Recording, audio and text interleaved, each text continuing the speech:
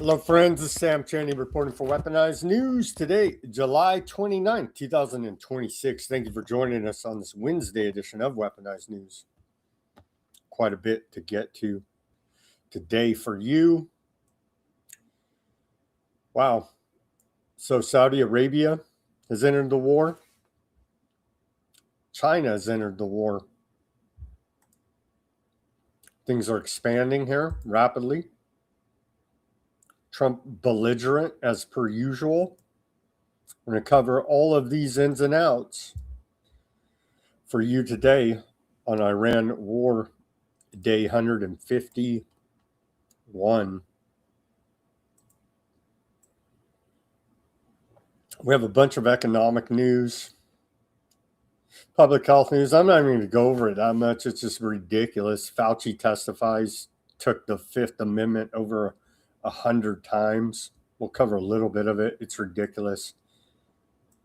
We have Epstein news. We have a bunch of technocracy news, scientific dictatorship news, geopolitical news,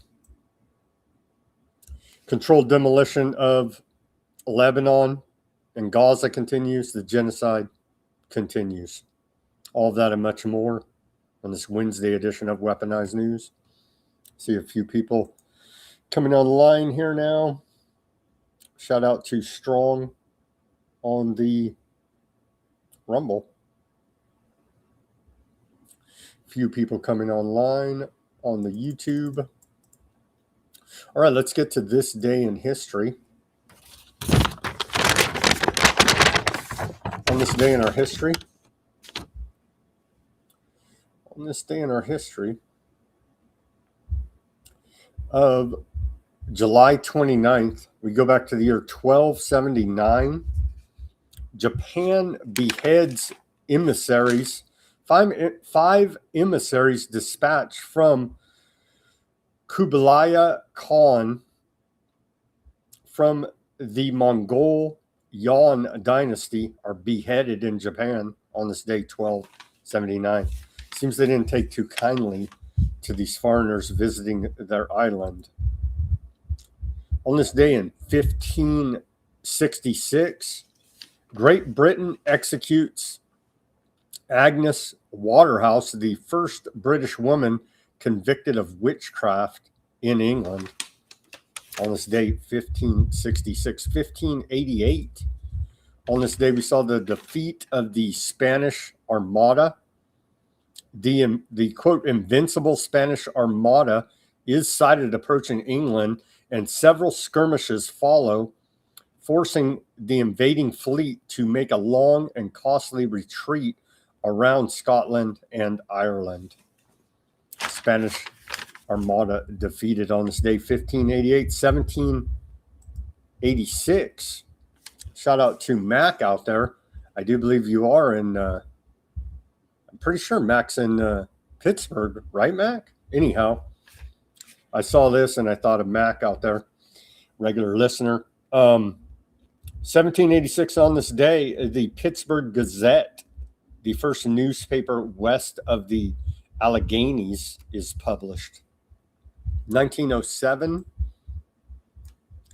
1907 on this day, Sir Robert Baden-Powell forms the Boy Scouts in England.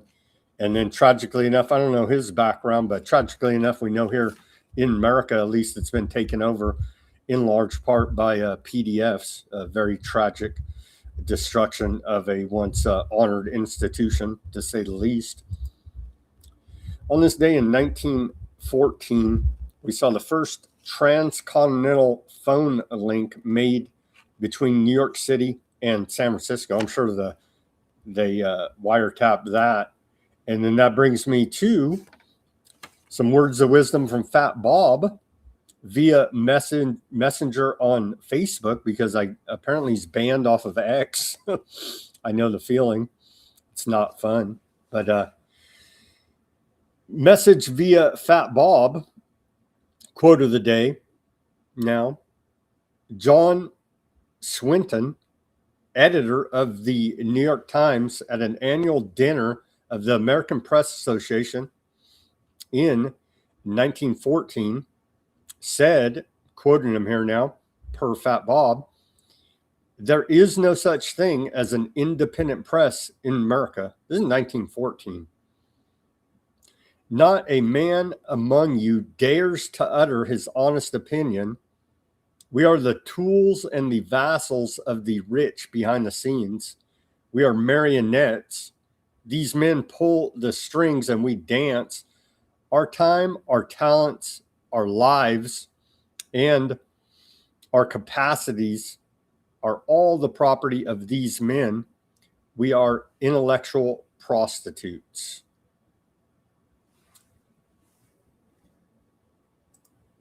Words of wisdom there, quote via Fat Bob. Thank you very much for that. And then he had a little bit more in the message. I guess we'll read the rest. And then this is Fat Bob. He says, we all must educate ourselves continually to the 2D media itself, where anything can happen. Now well into the 3D world, but for like Rothschild centuries here in America, patent pending. Bravo, Fat Bob. Words of wisdom there indeed. Continuing here on this day in history, on this day in 1920, we saw the first successful transcontinental U.S. airmail flight from New York to San Francisco. Also on this day in 1920, we saw Pancho Villa surrender. Mexican revolutionary leader Pancho Villa surrenders to the interim Mexican government of Adolfo de la Huerta, ending his armed struggle in exchange for amnesty and a ranch in Cholula, Mexico. That's a pretty good exchange. The very next year, on this day in 1921, Adolf Hitler becomes the leader of the National Socialist German Workers' Party. On this day in 1932, part of the Great Depression, we continue to report about this because it's extreme. It just shows you how criminal and tyrannical the U.S. federal government is. They don't give a damn about you, me, or cats or dogs, veterans, anybody. It's just a ruthless, evil, organized crime syndicate. On this day in 1932, Great Depression in Washington, D.C., U.S. troops dispersed the last of the bonus army of World War I veterans. The next year, on this day in 1933, we got some 33 columns in there. Police shootout with Bonnie Parker and Clyde Burrows gang. Bonnie and Clyde police shootout in Iowa leaves one member, Clyde's brother, Buck Burrow, dead and one captured. Bonnie and Clyde escape. On this day in 1944, Allied air forces bomb Germany for 6 hours. On this day in 1953, U.S. bomber shot down by Soviet air defenses over the Sea of Japan, north of Vladivostok. On this day in 1958,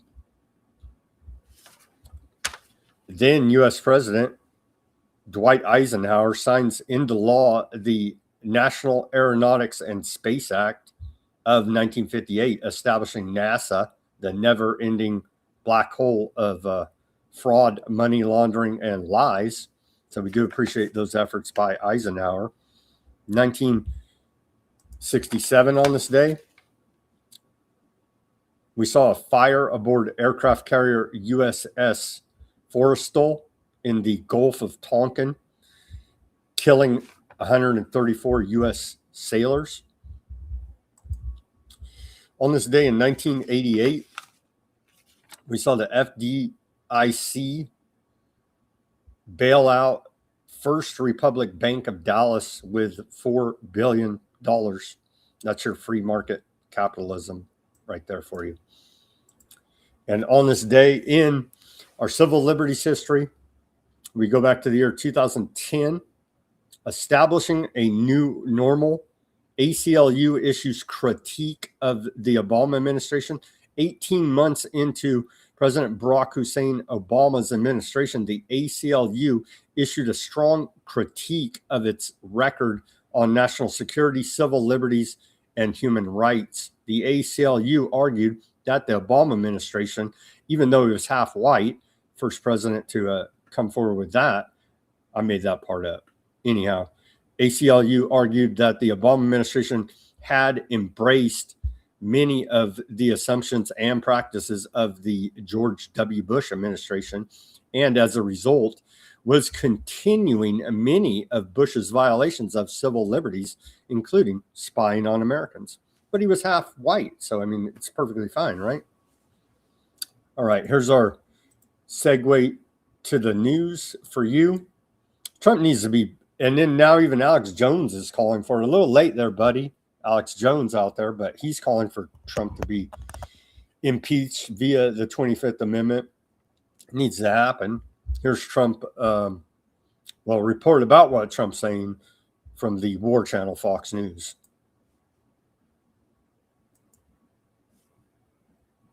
Good morning. President Trump reacting to that Iranian attack on U.S. forces overnight in Jordan. President Trump tells Fox News about Iran, "We are going to beat the effing S out of them." He went on to say, "We'll be hitting them hard. They're going to get a beating." We're going to beat the effing S out of them. Like, seriously. You really got them there, Trump. Here's Trump. This from yesterday when Shadow President Millet visited. Trump talking to Fox and Friends, where he says that Millet wants him to stay involved in the Iran campaign. Well, it's good of him to keep us involved in the Iran war. There are reports now that Netanyahu is going to talk to you about ongoing excavation at Pickaxe Mountain, construction vehicles entering and exiting tunnels, paving new access roads. Satellite imagery and intel indicates that Iran is actively constructing and fortifying Pickaxe Mountain. How will we respond? Well, I don't need Bibi to tell me that. Bibi's telling me that because he wants me to stay involved. I mean, I don't necessarily. We have the finest, because of Space Force, we have the greatest cameras in the world focused on. We know exactly what's going on. But no, I heard Bibi announce that. I said, why don't you just tell it to me? Why do you have to announce it to the world? I know exactly what's going on at Pickaxe. It's not a big... Because he's got you punked out like a little bitch, Trump. That's why. Nearly half of Americans want Netanyahu arrested on U.S. soil. Well, we missed the chance because that didn't happen. That's Haaretz, the antiseptic aardvark newspaper there. You can see right there. Very hateful coming out of Haaretz. And obviously that did not happen. Here's Millet going by Netanyahu. Put out this short clip. I think there's, it's only 11 seconds, so we won't get that much phlegm in the throat, I guess. ראש הממשלה, איך אתה מסכם את הביקור עד עכשיו? ביקור מצוין. אתם כל הזמן שומעים על גלי השנאה נגד ישראל בארצות הברית, אבל כנראה שלא מתארים לכם את... I mean, come on, dude. So Millet's said here, now let me translate you it in English, said, "My visit to the United States was excellent. You consistently hear about the waves of hatred against aardvark land in the United States, but you are probably not told about the waves of love and appreciation."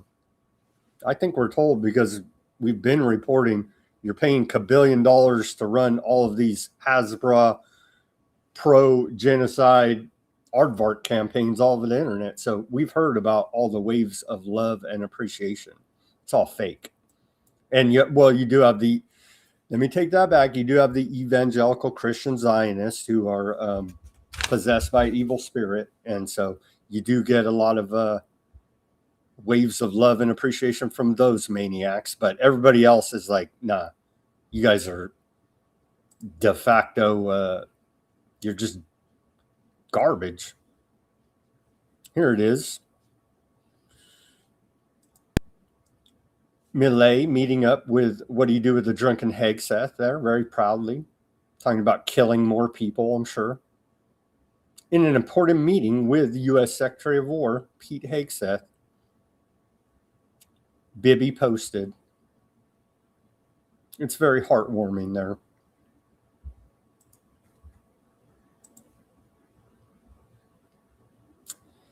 Yeah, I'm not even going to play it. The Bibi X account posted a mashup memorial blessing to Lindsey Graham. I just can't stomach it. So I'm not even going to play it, but they tell you who they are. Maybe we should listen.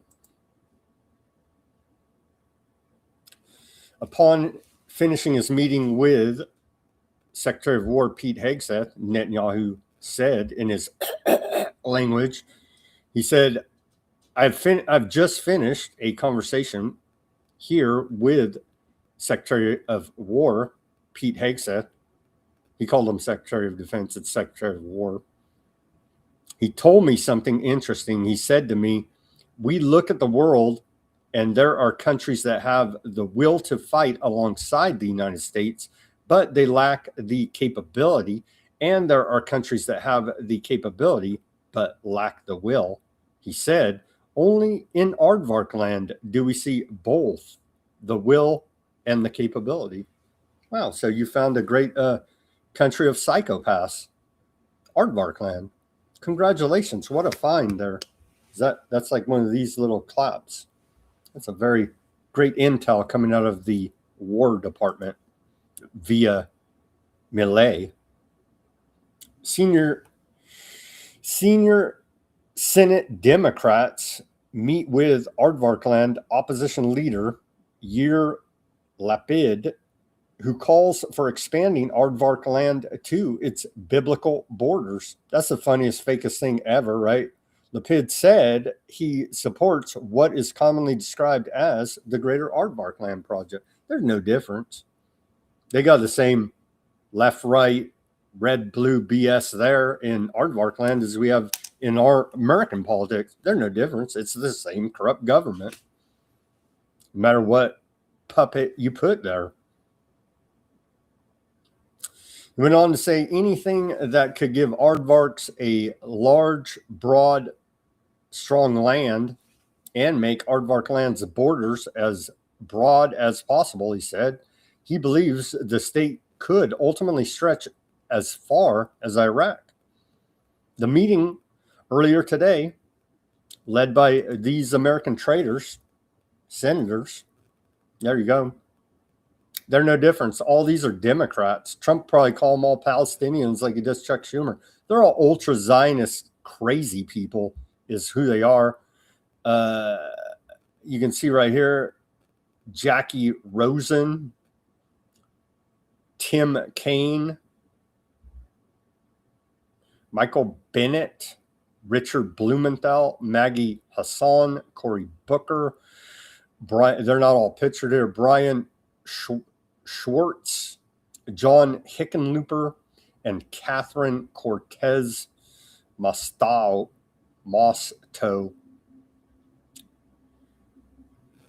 So there you go. Literally no difference. Ultra-Zionist megalomaniacs, crazy people telling themselves they have some authority, telling us they have some authority over us as, quote, government. They don't. Okay, that's just a giant trick they're playing. Don't comply. Just simply say no and don't comply. So as China entered the war here now, according to Reuters, exclusive, Iran to get Chinese shoulder-launched missile systems in weeks. Iran is expected to receive within weeks a first shipment out of up to 400 Chinese-made shoulder-fired air defense missile launchers. 3 sources familiar with the deal told Reuters, and it rebuilds its defenses amid war with America. The purchase valued at $60 to $70 million is one of Tehran's largest known efforts to strengthen its short-range air defenses since the outbreak of its war with America and Aardvarkland, which exposed gaps in Iran's ability to protect military sites and strategic infrastructure. The contract covers the purchase of between 300 and 400 man-portable air defense systems, MANPADS, including Chinese-made QW-12 and FN-16 missiles, the sources said. The deal was signed with Zhongqing Ba Sheng International Investment, a Hong Kong-based company that the sources said was acting as an intermediary between the Iranian side and the Chinese supplier. So essentially here now, and Trump had promised us that he talked to Xi and said, and they promised that they wouldn't get involved in the war. Now China is entering the war, supplying weapons to Iran to shoot down our planes and drones there.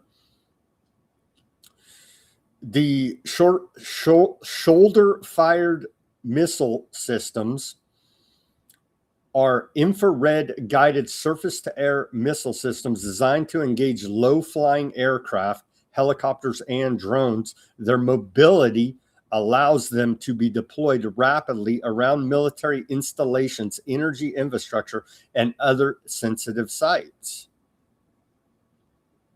So they're going to have a bunch of Iranians running around with these shoulder-launched missile systems in a few weeks here now. That's going to make American aviation in Iranian airspace that much more difficult. And we'll get to now later in the show here, they've adjusted their ballistic missiles as well as this war progresses. We're going to get to that report a little bit later. So here it is. U.S. Central Command put out, Kingdom of Saudi Arabia is involved in the war now. U.S. Saudi forces strike Iran-backed terrorist sites in Iraq. We're killing Iraqis again. That should make all the neocons happy, right? U.S. Central Command says U.S. Central Command and Saudi Arabian armed forces conducted precision strikes in Iraq last night, July 28th, against Iran-aligned terrorists that the IRGC directed to attack U.S. forces and Saudi energy infrastructure. U.S. and Saudi fighter aircraft struck multiple terrorist logistics and weapon sites across eastern Iraq in a strong response to over 30 IRGC directed aerial drone attacks in the last 72 hours. The unwarranted attacks against U.S. forces were not successful. From February through April 2026, there were more than 600 attempted attacks on U.S. citizens and facilities by Iran-aligned terrorist militias in Iraq. The IRGC and its terrorist proxies must cease these attacks to avoid further U.S. military response. Saudi Arabia enters the Iran war. The joint strikes with the United States against Tehran-backed paramilitary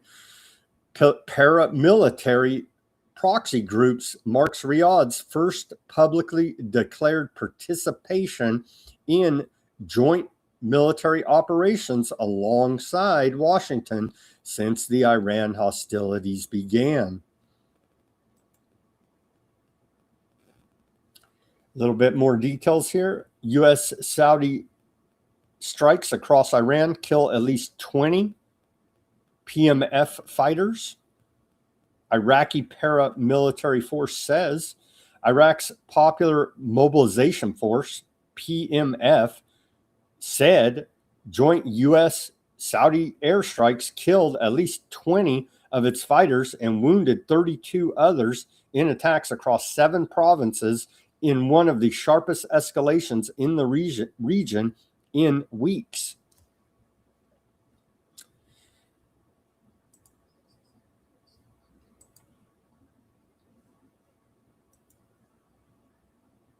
And we do love our U.S. Central Command fact checks as well here. There, we got another fact check.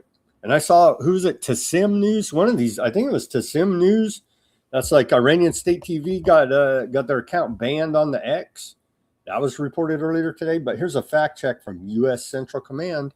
They say, claim after recently threatening and attempting to attack commercial vessels and innocent mariners transiting the Strait of Hormuz,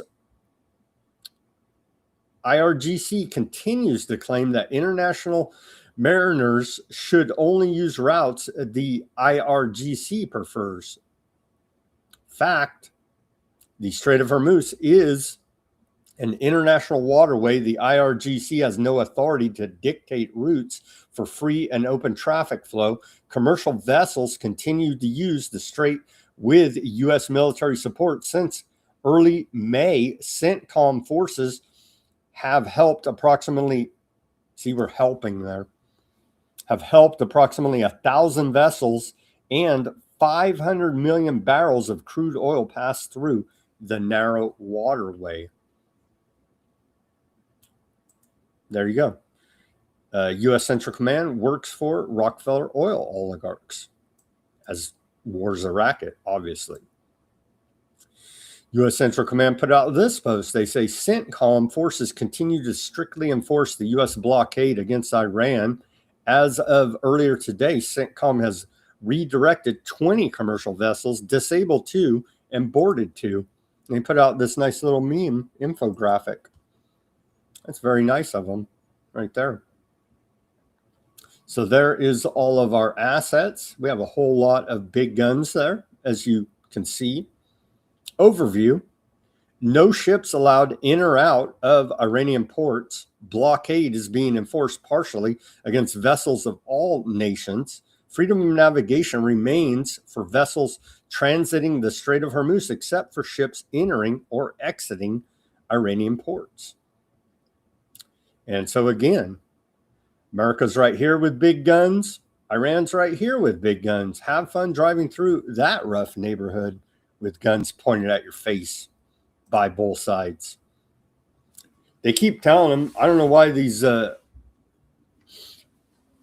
soldiers won't listen. We've covered, IDF kept telling them, IDF soldiers, stop posting your war crimes, stop posting your murders on the internet, because all that gets gathered up, and then we see ICC indictments using your own social media posts of you murdering people. So just stop it. They refuse to. They keep posting. Now we're seeing the same requests coming out of U.S. Central Command. Will U.S. troops have the sense to stop posting on social media? Probably not. Turns out the majority of these soldiers not too bright.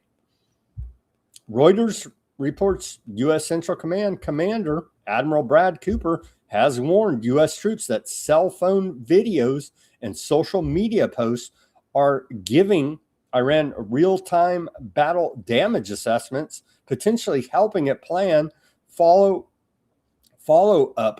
strikes against American forces. According to Reuters, some troops in Jordan have been told their phones could soon be confiscated as the military considers tighter operational security measures following recent attacks. Why are our troops even there? The idiots are posting, hey, Iran, I'm right here. Come freaking whack me. I mean, it's beyond stupid. So again, they're using these troops as cannon fodder, essentially here now. Cooper wrote that the footage posted by service members can reveal whether Iranian missiles hit their targets, warning that publicly shared images and reporting can provide Tehran with intelligence free of charge.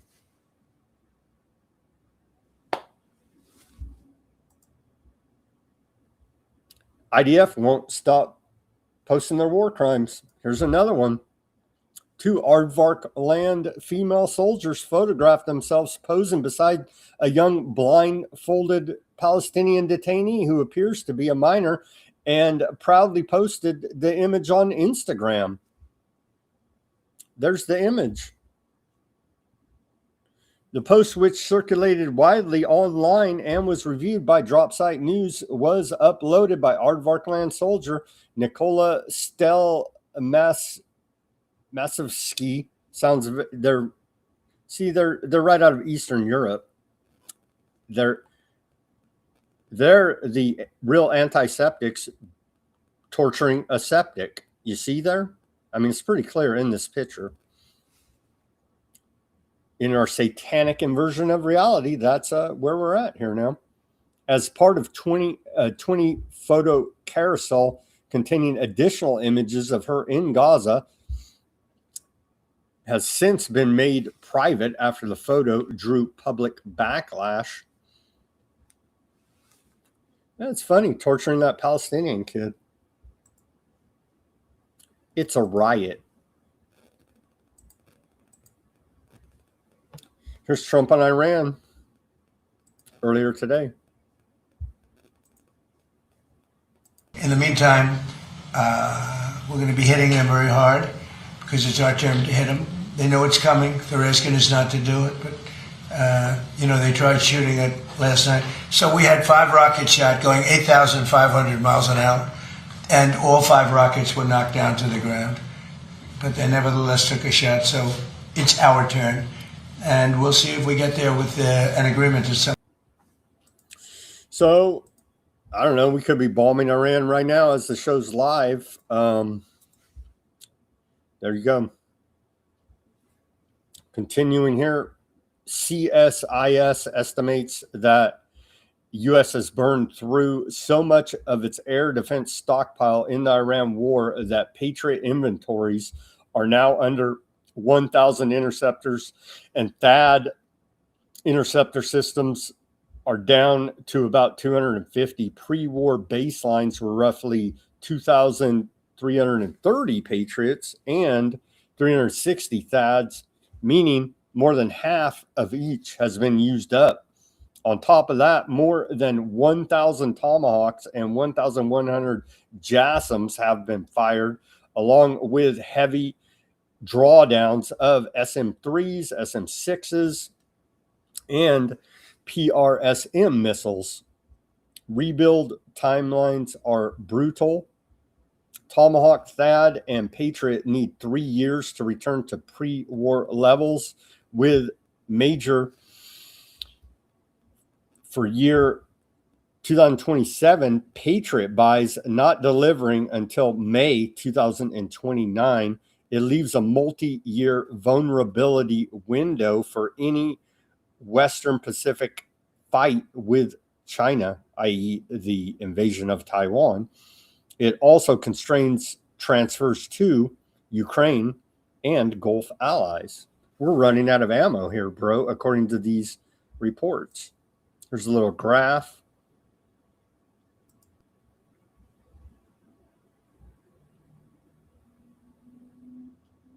And if these reports are accurate, Russia and China know damn well they're tracking it as well and planning their moves based on, hey, U.S. is over there shooting their wad at Iran, using up all of their ammo.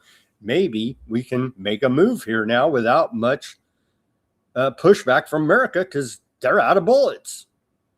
That's a very real possibility out there now. Newly obtained defense or War Department. I don't know why they keep a lot of these reports. Get it straight out there. It's the Department of War. Newly obtained War Department records show U.S. forces suffered at least, we covered this, but it's worth covering again. Shows what liars they are.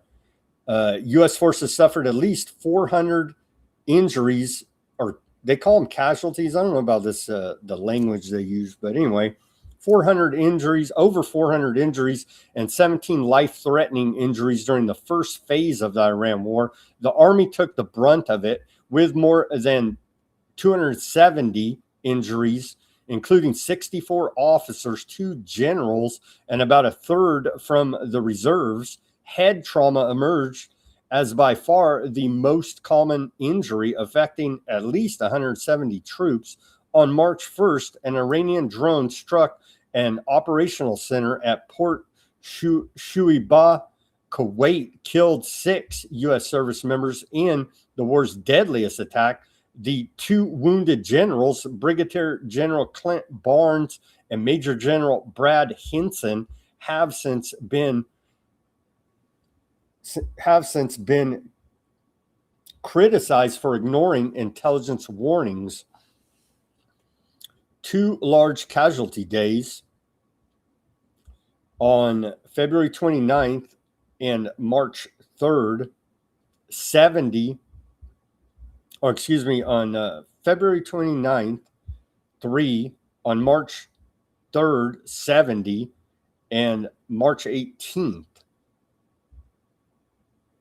were never publicly disclosed by CENTCOM, which continues to release only monthly totals.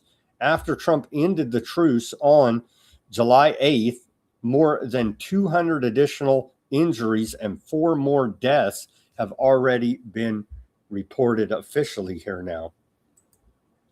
They're lying to us about how bad it is, and I believe it's worse than that. Here's that chart right here. You can see.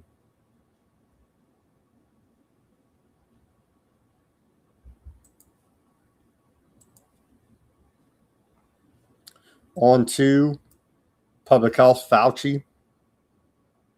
Yeah, they're not going to do anything with Fauci. It's all for show. It's all Masonic political theater. If we had a real country, then all of those vested with authority by the state that have a badge and a gun, they'd go do something none of them do. So we have a fake country here, bunch of cowards, honestly. At this point, what do you even say? But a bunch of cowards, the order followers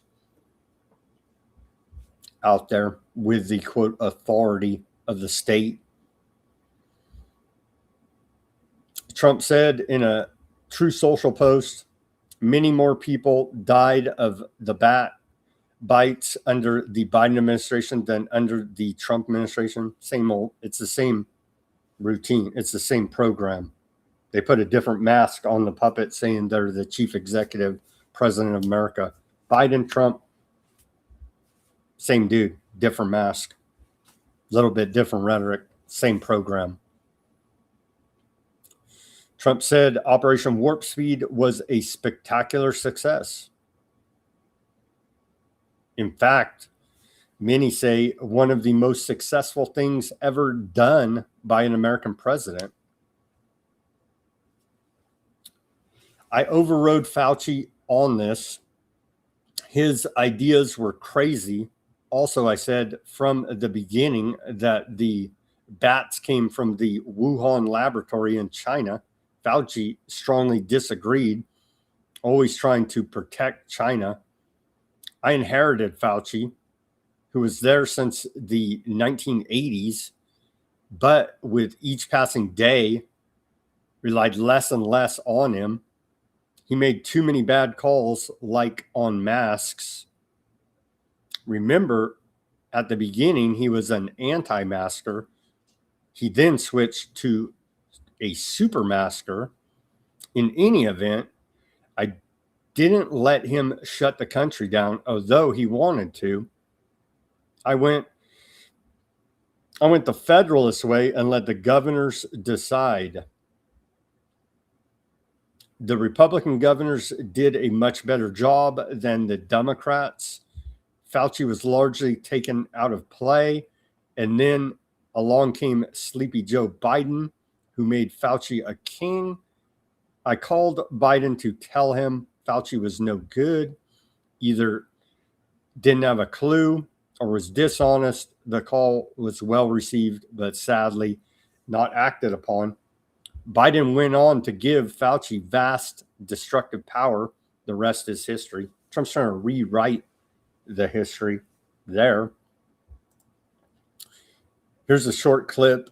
Fauci took the Fifth Amendment over 100 times. During and after the COVID pandemic, I have appeared multiple times for hearings in the Senate and the House, usually under oath, and sat for several days-long transcribed sworn interviews answering questions about the very issues that are now the subject of this hearing. However, given Senator Paul's obvious obsession with calling for my prosecution, his repeated slanderous comments about me, and recently his publicly releasing my unredacted personal diary aimed at embarrassing and intimidating me, the only conclusion I can reach is that the sole reason he is calling me before this committee is to get me to say something, anything, that could vindicate his repeated public pledges that I end up, in his words, quote, behind bars, unquote. Any reasonable person who has followed his unhinged obsession with me would readily come to the same conclusion. Therefore, although it pains me to do so, because of the respect I have for the legislative branch of government and my decades-long record of cooperating with Congress, under the advice of my attorneys, I will invoke my right under the Fifth Amendment of the Constitution to refrain from answering your question. Oh my gosh. American Red Cross declares second ever national blood supply crisis, urges immediate blood donations as summer stocks reportedly hit a 4-year low. I don't know, just saying out there, if you don't have the miracle blood, then maybe your blood's worth a little bit more. Just saying. Just saying. I would charge a premium if I was a blood donor. I'm going to not be part of anything they got, this whole Rockefeller medicine system. Sorry, that's my choice. I don't want anything they're selling. Here's Trump on the whole debacle, why he can't or he's not going to actually do anything to Fauci, because it's all, again, a Masonic stage play.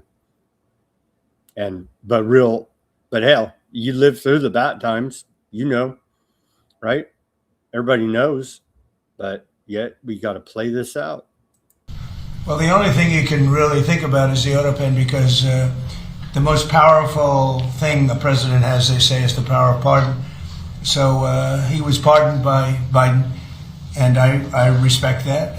I know how powerful it is. It's a very powerful. Trump has promised to pardon his entire administration, from the maids to the freaking janitors to the whatever, everybody. So he basically gave him a free pass. Just go hog wild on crimes. I'll give you a pardon. And that's why he can't take action here, because the government is an organized crime syndicate. They say it's literally the most powerful thing a president has. Now, whether or not I sign my things directly, always, almost everything I sign directly. You're witness to many of them. He signed very few. The only thing I know that he signed was Hunter Biden's pardon, but I'm not sure that he signed, he probably didn't sign this one. So I can't tell you what the law is. I've heard that you have to have a lot of proof. You need to have letters. You need to have all sorts of things that the person operating the Autopen has to know exactly what it's all about. He didn't know what it was about because I saw him testify. So maybe there's something on the Autopen. Other than that, the power of pardon is very powerful.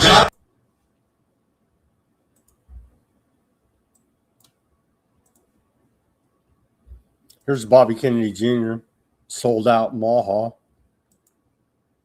Put out this meme on his official Secretary of Health and Human Services account.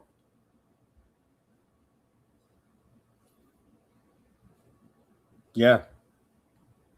Not going to do jack.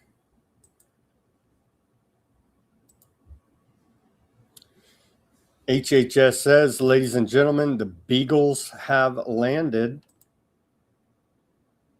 Beagles rescued from a research lab pipeline get second chance in loving homes.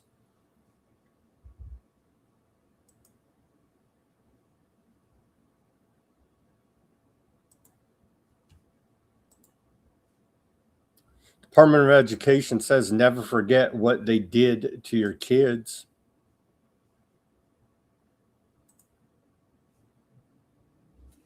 Online school put U.S. kids behind. Some adults have regrets. Fauci backs bat miracle mandate for U.S. school children. Fauci says teachers should be required to be miracled up. Fauci miracles for kids have as young as first graders could be authorized by September. Fauci warns U.S. must not be cavalier in assuming children immune to bats.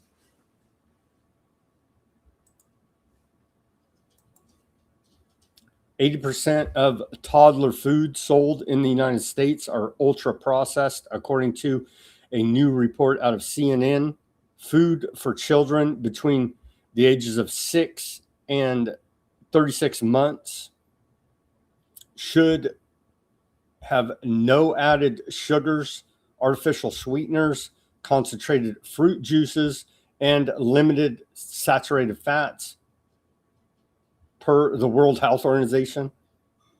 Out of more than 2,700 items analyzed, including products marketed as, quote, organic, almost half failed to meet a single nutritional benchmark set for children. That's on the parents, though. I mean, come on. Grow a brain out there, people. You know what I mean? There is a thing as a personal responsibility.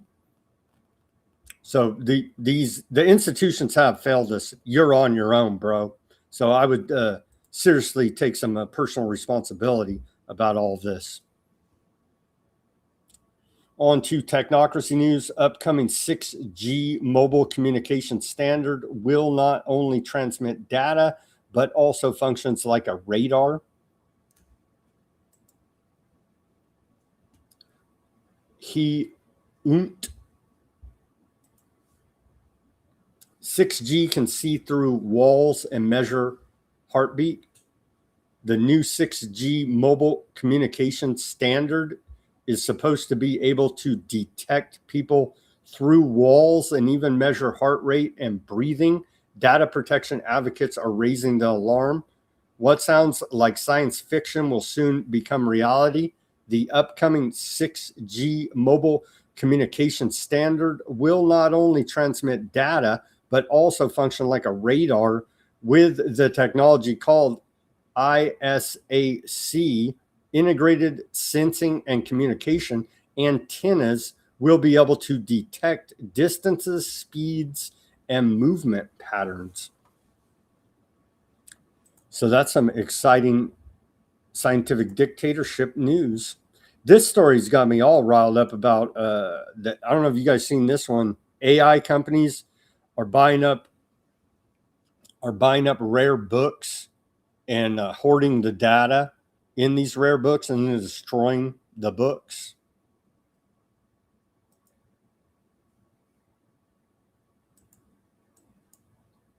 These AI companies are pure evil.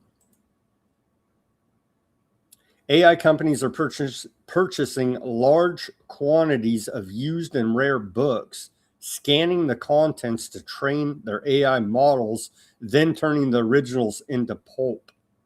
The sum of human thought digitized and shredded.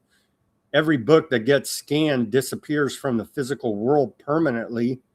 The knowledge survives only as training data inside a system no one can hold, browse, or resell. What used to sit on a shelf for centuries now exists as weights in a model that might get depreciated next quarter.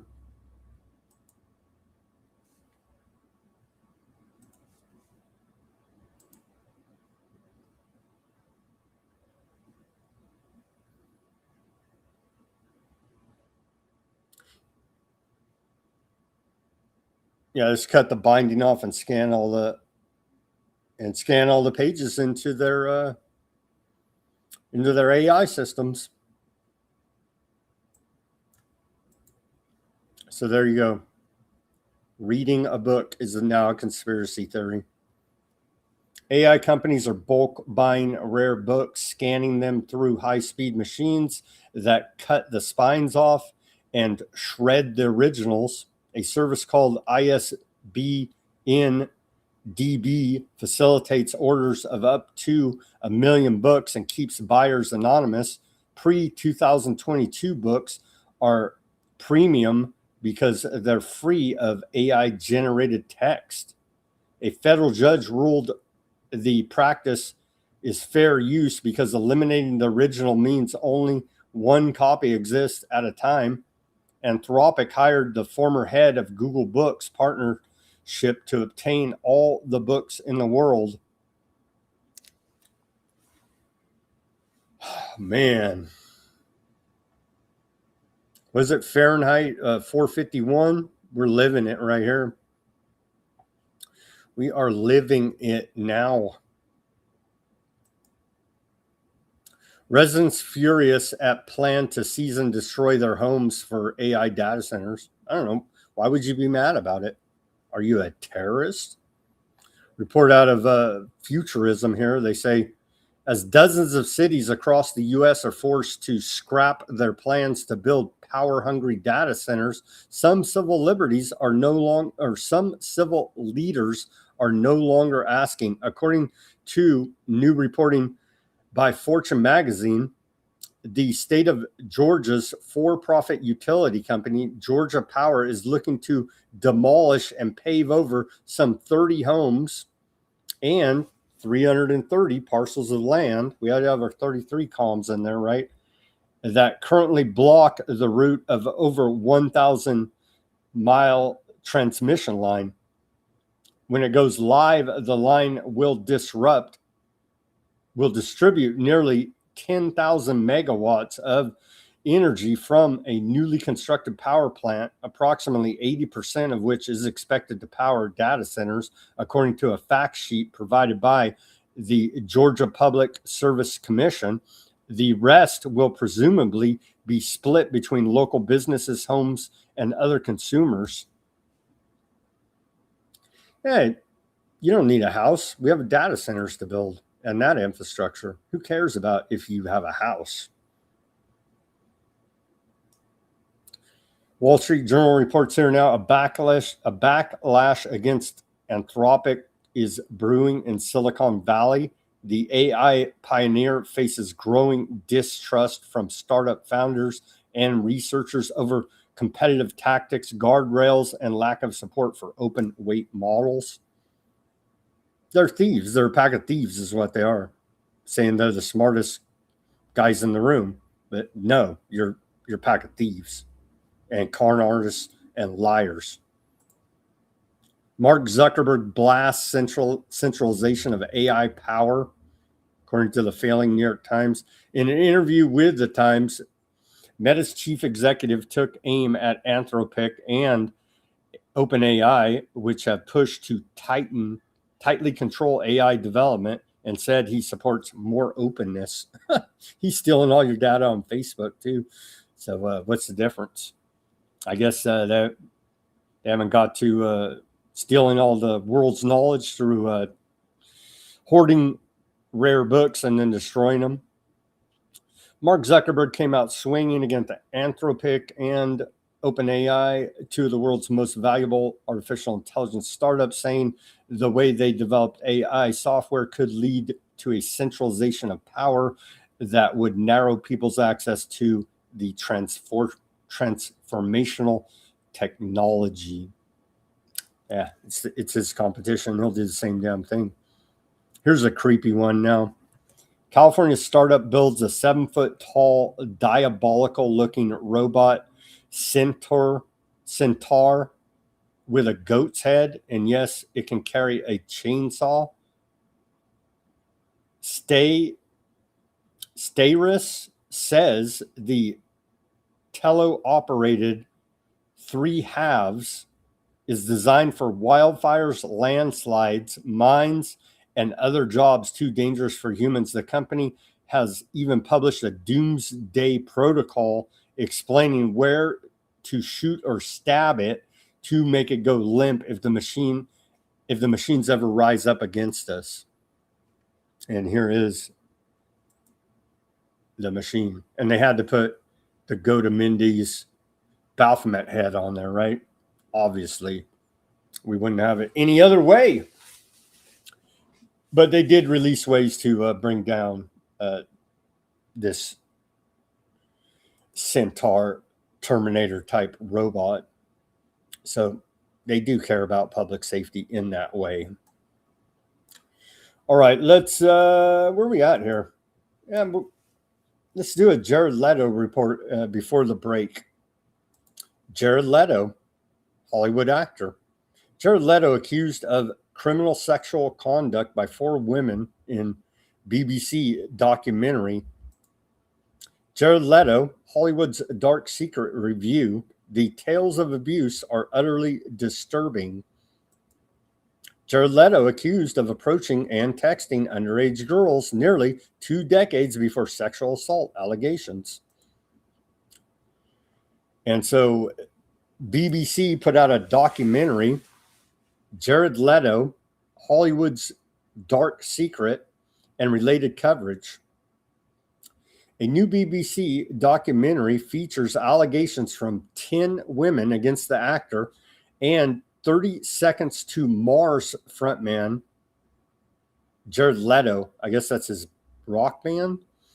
9 of them are speaking publicly for the first time. 4 women specifically accuse him of criminal sexual conduct when they were teenagers, ages 16 to 19, with incidents said to have occurred between roughly 2002 and 2016 when Leto was in his 30s and 40s. The 4 core criminal conduct claims include sexual assault in a motel bathroom against a 17-year-old in 2002, sex in California when the woman was 17, statutory rape under California law where the age of consent is 18. Leto allegedly shrugged off discussions about age of consent, a threat of sexual assault in a hotel room to a victim age 19, repeated sexually explicit phone calls starting at age 16, including a suggestion of sex plus an attempt to have the woman sign an NDA, which she refused. The BBC says it saw the document. Didn't Jared Leto, I wanna say he bought that same complex there in Southern California in Laurel Canyon where they were running all of those ops out of that. What the heck's the guy's name? Dead now, great researcher. Now I can't remember the guy's name off the top of my head. It's been reported though. I want to say that it was some type of intelligence outfit, and Jared Leto bought the complex. They have like a full film studio there, all kind of the heck's the guy's name? Dave McGowan, right? That wrote the book. He wrote a couple books. That one about secrets in Laurel Canyon. I believe the main where they're running a lot of those ops out of in the 60s. I believe Jared Leto bought that property, if I'm not mistaken. I could be wrong, but it's like I didn't research it here for this report, but that just triggered that in the back of my mind. Okay, so here's a little clip about it from the BBC. Sat there and saying, okay, well, my phone is dying, so I can't really get home from here. So I asked him if he has a phone charger. No, I don't. Okay, I also don't have any cash left. Could I get some cash to get a cab home? No, I don't have any cash. I was sat in the chaise longue kind of thing. So I was kind of like thinking to myself, could I just sleep here? And then he just goes, if you're going to sleep here, you're going to wake up with a in your. Wow. And so that documentary is out there. now by the BBC. What is it called again? It's called Jared Leto, Hollywood's Dark Secret. Available on BBC iPlayer and on YouTube. Maybe we'll take a look at that, or I will, see if there's anything worth reporting out of that. All right. Give me the like, share, subscribe, push that notification button. We just went through an hour of hardcore news. I think we covered quite a bit in the first hour. Give me the like, share, subscribe, push that notification button. All that's free. Could use some dollars over here as we are in very hard economic times on Main Street. Check out weaponizednews.com/shop. The link's in the description below this video. We have the holograph stickers there, the white background stickers, and the clear Weaponized News stickers, all available. weaponizednews.com/shop. We have baseball caps, t-shirts, coffee mugs, shot glasses. Again, as this show is known to induce heavy bouts of drinking, according to some in the audience. Bunch of gear over there, weaponizednews.com/shop. Links in the description below this video. Become a patron of our store. Feedback I'm getting is very good. Very good. Patrons are enjoying the Weaponized News gear over there. You can support us through donations if you like as well. We've had some donations over the years. Appreciate that very much. Buy me a coffee, Bitcoin wallet address, Cash App links, all in the description below this video. Become a paid subscriber at Weaponized News Substack channel. Nothing behind the paywall. Everything's free. Always will be here at Weaponized News. Show your support for independent reporting and analysis brought to you 5 days a week. Broadcasting live, 5 p.m. Pacific, 8 Eastern time, Monday through Friday. Weaponized News Substack channel. We're streaming live there now. You'll get the full show. You can go view it live on Substack. You'll get the full show, summary of the show, and links to almost everything we talk about for documentation and further research purposes. Any which way you choose to support us is truly appreciated. weaponizednews.com/shop. Weaponized News Substack. Become an unpaid subscriber. If you got any extra cash laying around, you find value in this broadcast, become a paid subscriber. Working my butt off over here 5 days a week, or actually 7 days a week, because I'm also working a lot about different projects on the weekend. Anyway, working my butt off over here for you, bringing you a nonpartisan news broadcast, confusing many out there that are new to the show. They can't believe somebody is not just hard Democrat, hard Republican, or hard MAGA, whatever. It's nonsense, all right? We're shooting you straight here at Weaponized News, the best that we can. Not working for anybody but the audience out there. F the entire government. F all the clownfluencers that are basically feds. They're all going to drive you into a ditch here now. We're trying to provide you accurate, informative, and timely information that you can use in your real life to go about making decisions here now. And research everything. Like I always say, do your own research. If I give you something don't sound right, go dig into it. Prove me wrong. I appreciate that as well. Anyhow, any which way you choose to support our efforts here at Weaponized News is truly appreciated. Give me the like, share, subscribe, push that notification button. All that is free of charge for you. All right, welcome back to the second half of Weaponized News on this Wednesday, July 29th, 2026 edition. We just covered day 151 of the Iran war. China and Kingdom of Saudi Arabia have now gotten involved.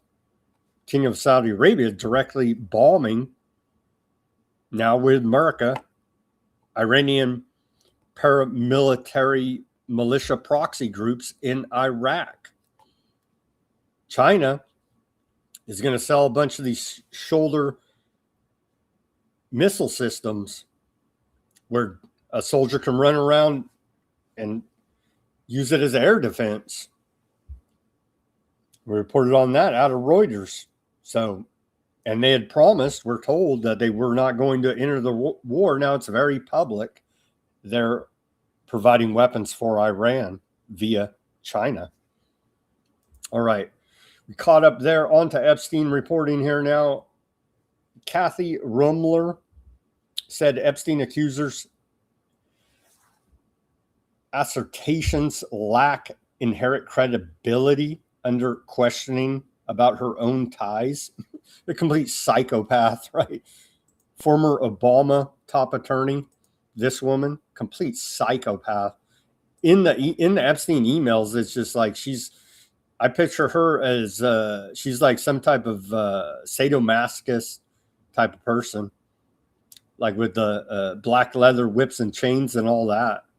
They love being trampled on, and love being trampled up. They love trampling on and love being trampled upon via 1984 to speak to the mindset of the psychopaths.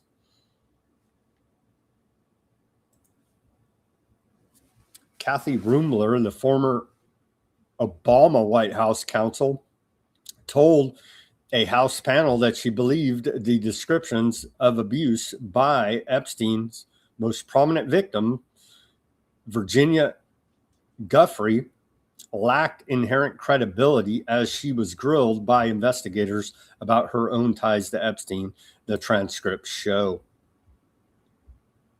Yeah, remember, she's a high up lawyer, liar, right?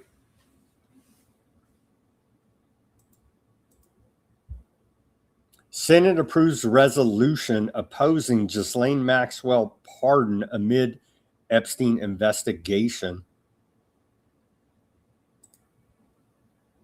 The Senate unanimously passed a resolution opposing a presidential pardon for Ghislaine Maxwell earlier today, putting itself on record against Jeffrey Epstein's ex-girlfriend.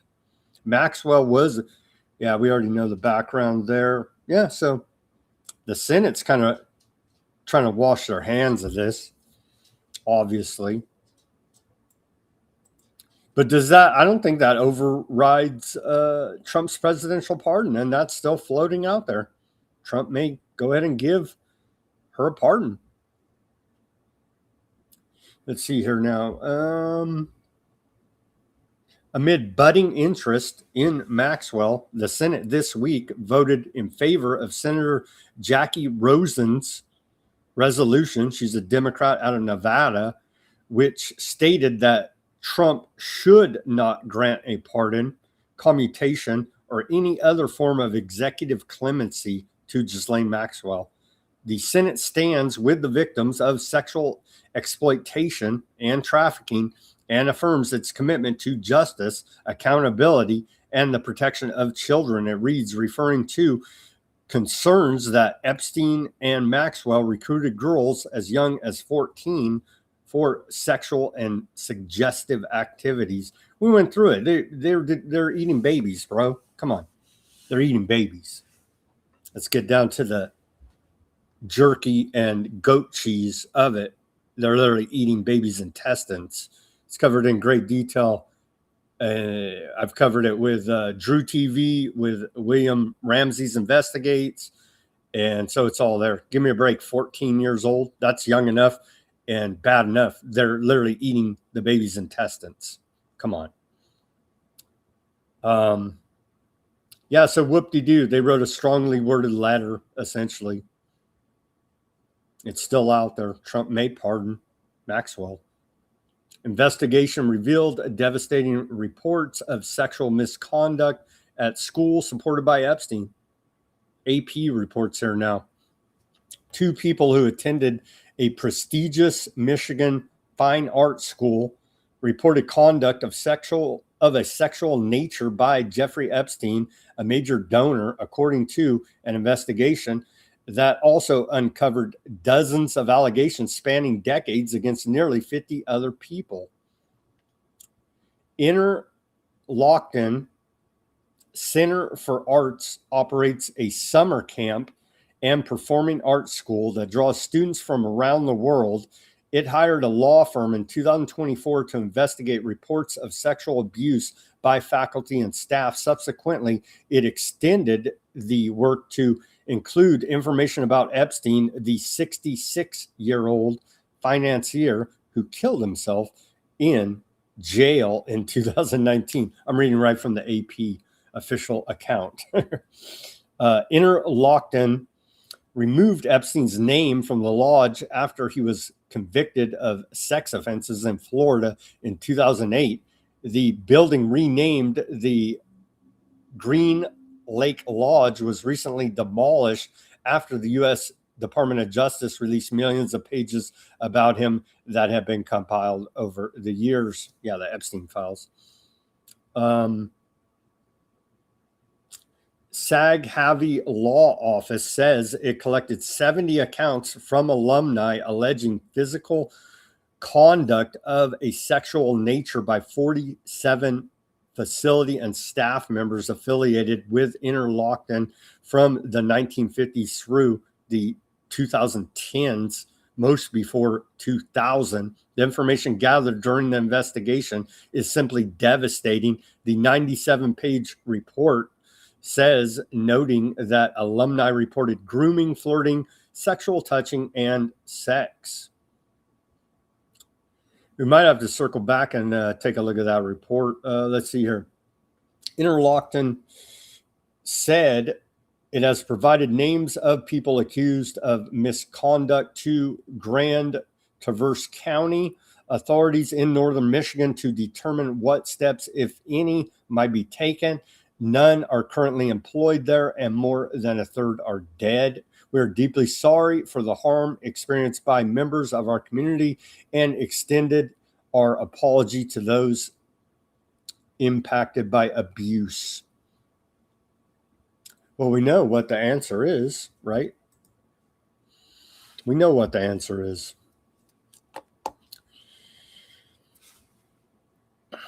We may have to circle back tomorrow and take a look at this 97-page report, but that's what we got for right now. All right. Epstein victims claim Todd Blanche told them to get to the point. Report out of UK Independent.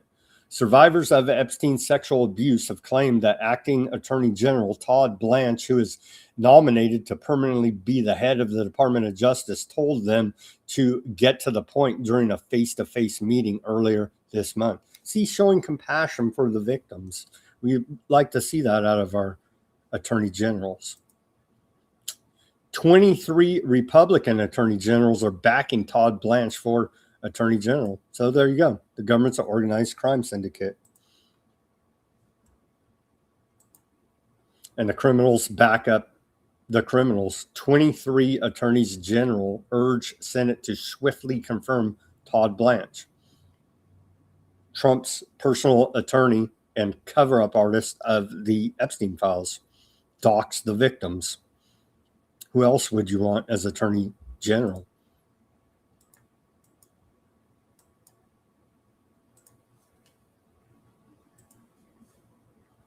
We have some big news right now, Epstein news. We're on Capitol Hill right now. I'm with over 10 survivors, and they're delivering the Epstein files to Republican and Democratic senators who are voting on Todd Blanche's confirmation tomorrow. Republicans don't want to read these files, and well, they're going door to door to Republican offices, handing them the files to read. Let me show you. Right now, they're at Senator Britt's office. I'm going to show you inside, even though they get mad at me for filming. Todd Blanche's confirmation is tomorrow, and the survivors are literally putting the files in front of the Republicans who refuse to read them. Specifically, the Republican senators on the Judiciary Committee. We have Katie Britt right in front of me. We just went to Mike Lee's office, Josh Hawley's office, John Kennedy's office, and more. And the goal is simple. They want to get these senators to vote no. Well, this is a story that's not going away.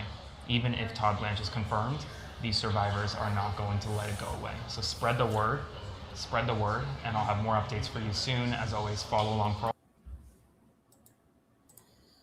Who's that dude? That's Aaron Parnas reporting there from the corrupt Congress. We'll keep following that story for you. All right. On to economic reporting now.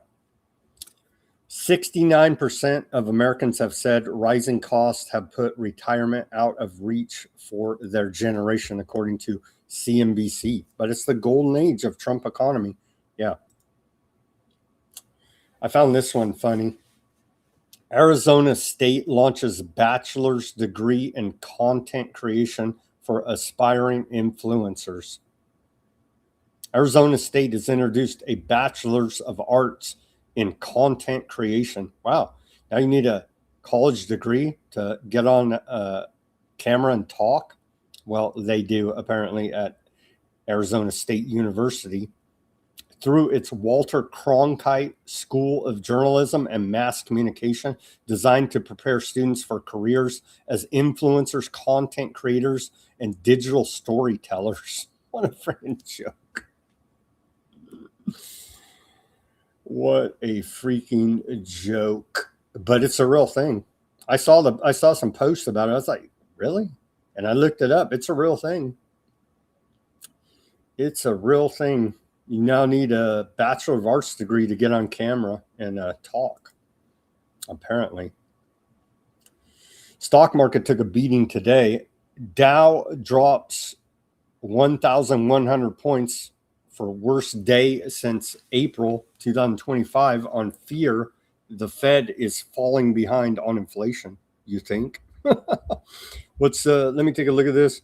Maybe if they had Bondi screaming that the Dow's above 50,000, then that would make all the Epstein go away and the stock market would rise, right? Where are we at here now? Yeah, still well above 50,000. They could go arrest Epstein co-conspirators at any time. The Dow Jones Industrial Average closed today at what, 51,599? Plenty of room there to go arrest Epstein co-conspirators, DOJ. They won't. Arrest Fauci. Do something. They won't. You know what I mean? More than 360,000 margin calls were forced into liquidation in Korea, according to Citibank. 62% of those wiped out were reportedly under the age of 35. We may see an increase in youth suicide there in South Korea. Just saying, they wiped out a bunch of these traders earlier today. Korean retail investors have now lost an estimated $38.7 billion on leveraged products, according to Citibank. That's horrific. 30-year Treasury yield hits highest level since 2007 after Fed keeps rates unchanged. Oh, and what happened right after that? Oh, the financial collapse, right? So yeah, we, America, not us, the private central bankers now struggling to sell their debt. So they have to increase the interest rate there. Here's a crazy chart out of the Kobasi letter. This is crazy action today on the S&P 500. Look at this. This is freaking crazy, right? All today, down 770 billion, up $1 trillion, down 1.1 trillion. That's freaking insane. You know, insiders are playing the whole thing there, but a lot of money made and lost today in the stock markets. Republicans start pondering another debt limit hike as midterms lose. 40 trillion in debt seems to me should get our attention, said Senate Majority Leader John Thune. You think, bro? Who cares? Just laugh at everybody, call them terrorists. You know what I mean? That's been working so far. The other Kushner presiding over FIFA sellout, billionaire brother of Trump's son-in-law, to lead talks on privatizing stakes in soccer's biggest tournament. And so here's the younger Kushner, another con artist, scammer, criminal, they're looking to rig up FIFA here now. Trump's tariffs are sending some companies back to China. For some U.S. brands seeking a location for their factories, the economic logic is once again pointing to China. Report out of the failing New York Times. Yeah, it's by design there, with Howard Lutnick running racketeering operations on the back of Trump's tariffs.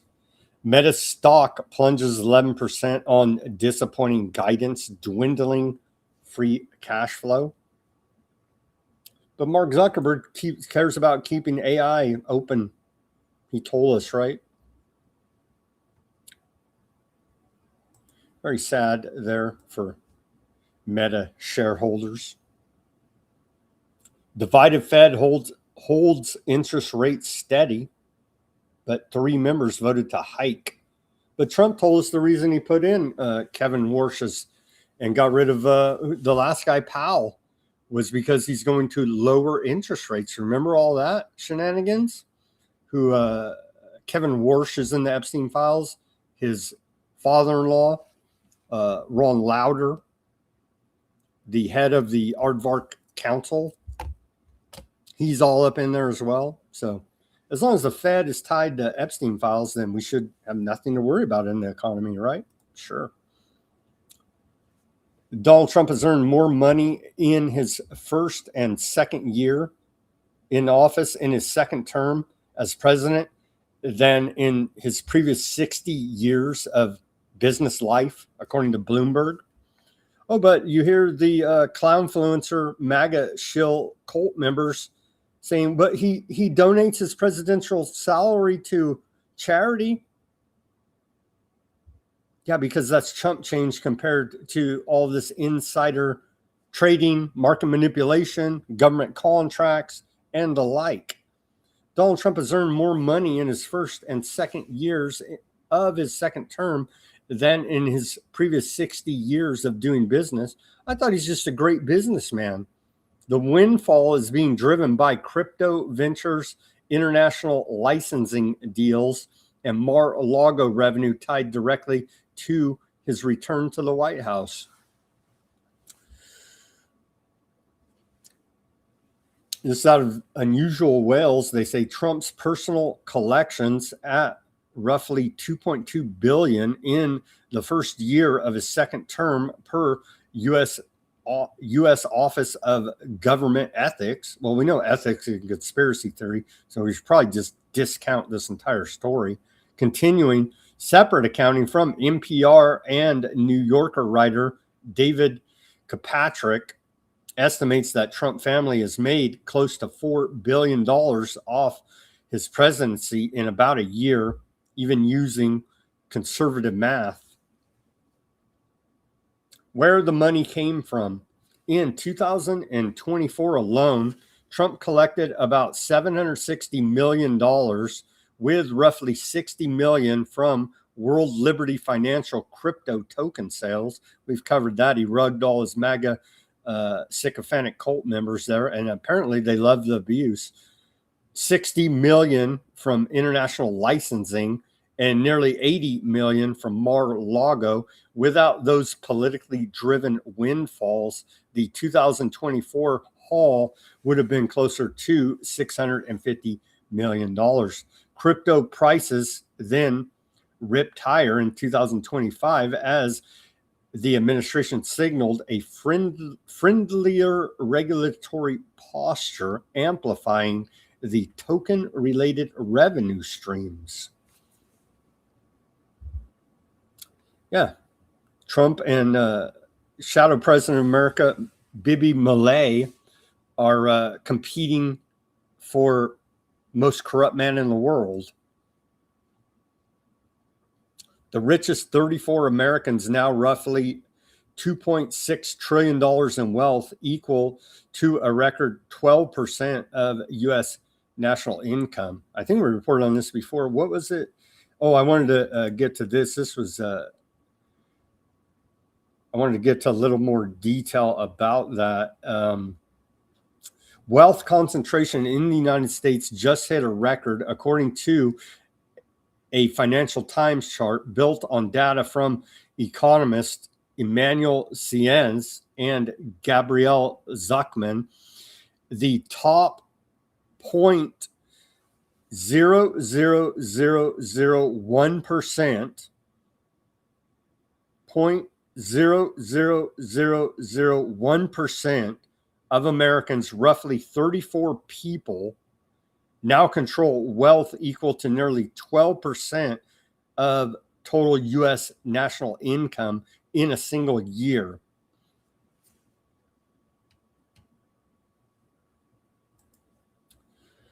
Brent oil jumps back above $90 after Trump threatens to hit Iran hard. They're hitting our economy hard, is what they're doing here now. Oil and Strategic Petroleum Reserve draw update. Earlier today, U.S. commercial crude stocks fell 7.2 million barrels last week, ending July 24th to 404.5 million, their lowest since 2018, according to EIA data reported by the Financial Times. The Strategic Petroleum Reserve fell another 3.8 million barrels to 307.7 million against a maximum capacity of 714 million barrels. The planned 172 million barrel release, which began in March for about 415 million, is set to bottom the reserves near 243 million. Together, commercial and Strategic Petroleum Reserve crude drew down about 11 million barrels on the week, up sharply from a combined draw of roughly 3 million the week before, when commercial stocks had actually risen. The U.S. crude reserves are now at the lowest point since 1984, and Brent crude jumped more than 6% today to $83.50 per barrel there.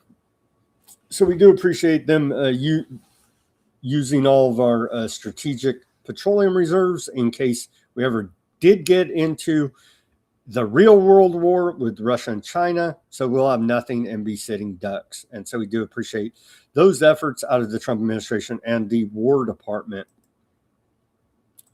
Here's more nonsense from Trump. It says, does anybody have any idea how much money and prestige the United States Supreme Court has cost our nation with their negative rulings on birthright citizenship and tariffs? The answer, trillions and trillions of dollars. Well, it turns out that the tariffs were just a racketeering operation set up by Howard Lutnick, Kenner Fitzgerald, and the like. So there you go. Trump's up. He's a liar and a criminal. The most corrupt man in the world, beside Millet out of Aardvark land. Not to be confused with the Argentinian Millet. He's also competing for most corrupt man in the world, but he's down a few rungs on the ladder in that regard. I'm sure he's looking to steal and oppress the Argentinian people as much as he possibly can. And we look forward to that in the near future.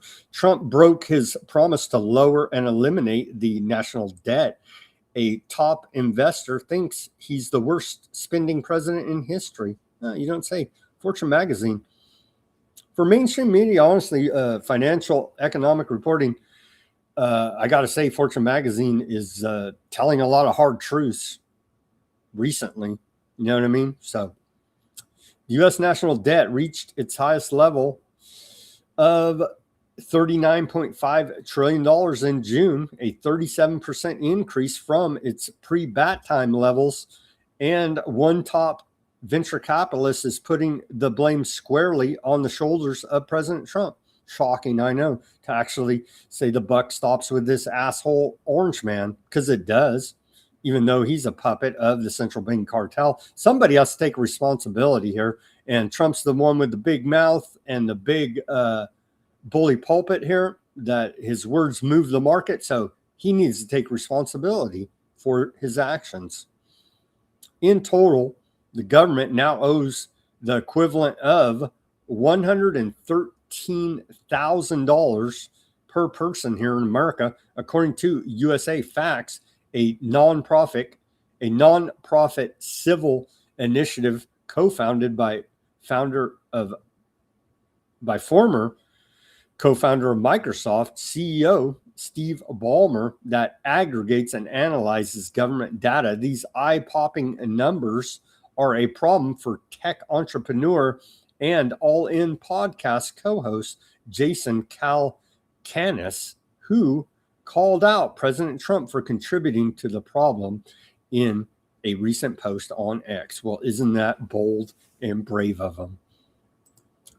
On to AAA national average for the cost of a gallon of gasoline. Down a little bit. No, not really. Down a penny from yesterday, let's just say. $4.09, you can see right there, and it was $4.10 yesterday. So down a penny. We're hashtag winning in the golden age.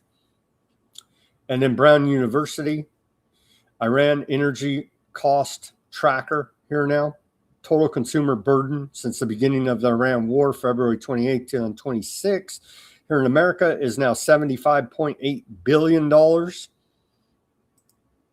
And the household cost burden spread across both gasoline and diesel is now up to $578.85. You can see right there.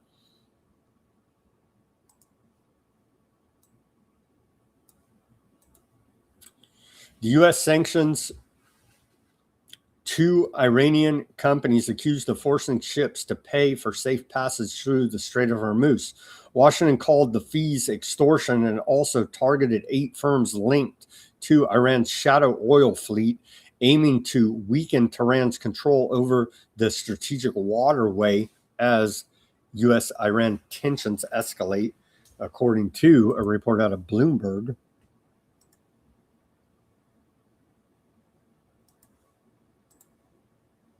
Houthis prepare to impose fees for Red Sea transit.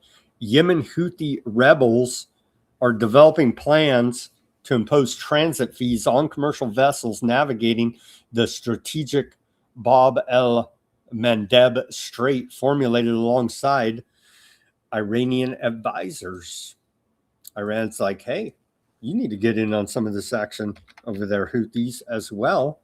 We're pointing guns at everybody's face and saying, do what we say when you pass by here, or we shoot you in the face. And so you should jump in on this action as well. And apparently they are. Let's take a look at the map here now so we can give everybody an idea about these long, far off areas we're talking about, where 20 to 25% of the world's petroleum products flow through, and many other agricultural, high-tech derivatives. The inputs into those supply chains, we've covered in great detail all the different inputs. Many flow through here and flow through here. Well, they used to.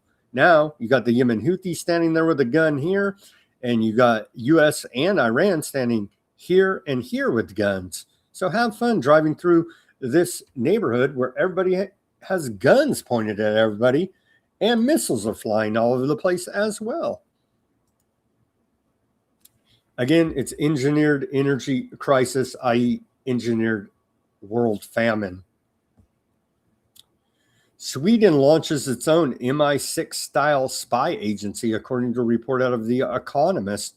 The service will be modeled on Britain's MI6 after officials concluded the existing intelligence system failed to anticipate Russia's 2022 military operation in Ukraine. The new agency is set to begin work January 2027. So what the world needed, another spy agency, this time out of Sweden. Boeing. Maybe Boeing are the same people in the room. I don't know.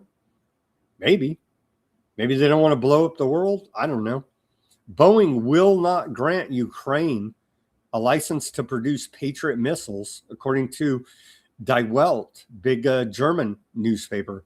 The U.S. aerospace giant is not willing to transfer production rights for the critical seeker head, the main component preventing Ukraine from manufacturing Patriots domestically.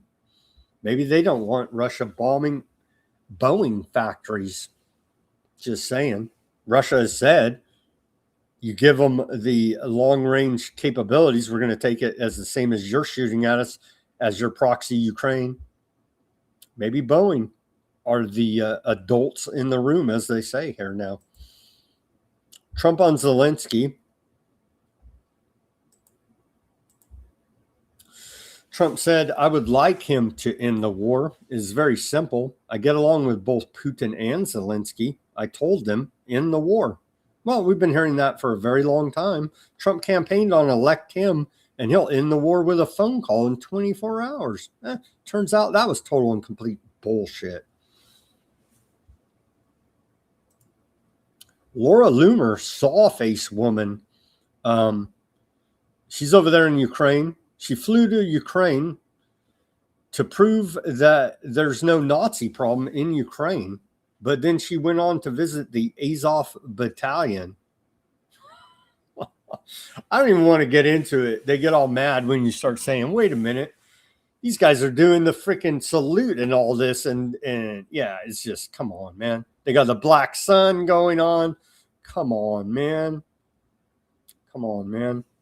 So, and Russia always says that part of the special military operation in Ukraine is the denazification of Ukraine. Just saying. And they're not shy about it. And it was widely reported in the mainstream before the unprovoked invasion by Putin that indeed the Azov battalion and many others are neo-Nazis there running with their military, essentially, right? They're part of the Ukrainian military, these neo-Nazi groups, widely reported and acknowledged before, again, the unprovoked invasion, and then they try to flush it down the memory hole and act like none of this has ever even happened. It's horrific. We've been reporting Ukraine, NATO, America are targeting Russian wild berries, logistics, shipping hubs, which is essentially Russia, Amazon. They're targeting their petroleum manufacturing capability. And so they're trying to make life hard for Joe Blow, Russian, over there. It's some hopes that they can pressure the government to end this war. At least that's the thinking they say publicly about it. Yeah. Well, they're just making Joe Blow, Russian, suffer. Which, who suffers in all these wars? The Joe Blows of the nation. None of the elites suffer. They may get whacked here, there, now and again, but in large part, they're profiteering handsomely and living with that 0.00001% to go ahead and line up their own brethren for the slaughter. Tragically enough, we do need peace in Russia-Ukraine war before it escalates any further here now. It has escalated quite a bit over the last few weeks to a month, with Ukraine striking deep inside Russia and Russia countering them. And it's just escalation for escalation. And that's how these wars go now. It needs to stop. It needs to stop. Peace, bro. Peace. Here's a report from Rick Sanchez on Iran's new ballistic missile capability. We have reported on this before, but let's hear Rick Sanchez report on the THAAD and Patriot interceptor systems failures there in West Asia.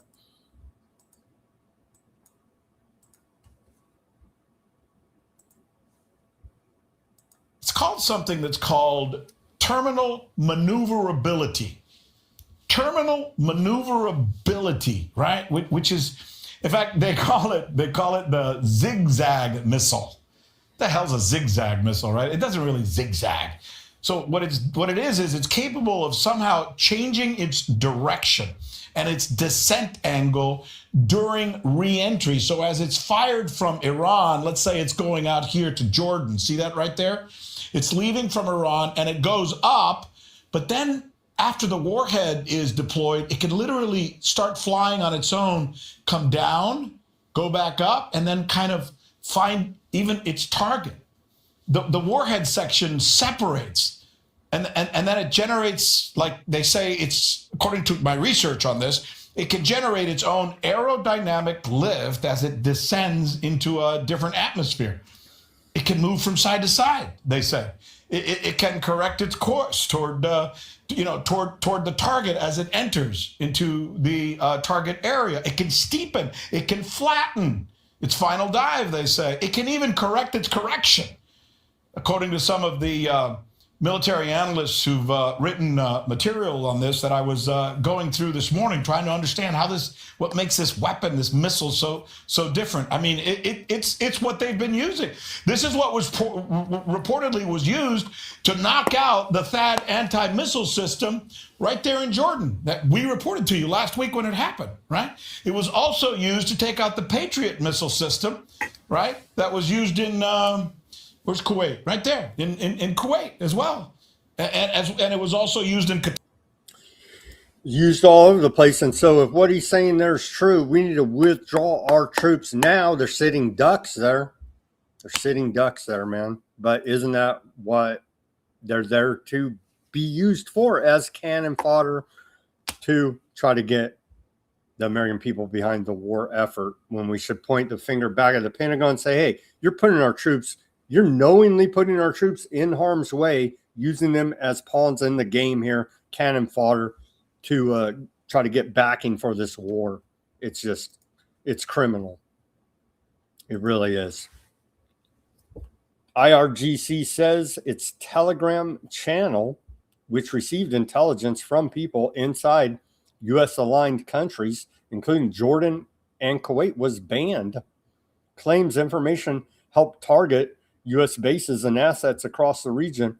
Promises new platform coming soon for their spies there on the ground. Department of War meme of the day: achieving America's next manifest destiny, building an AI first war department. What a freaking nightmare. Is Skynet live? I don't know. Can it become self-aware? I don't know. But they're putting out these crazy memes out of the Department of War. AI first war department.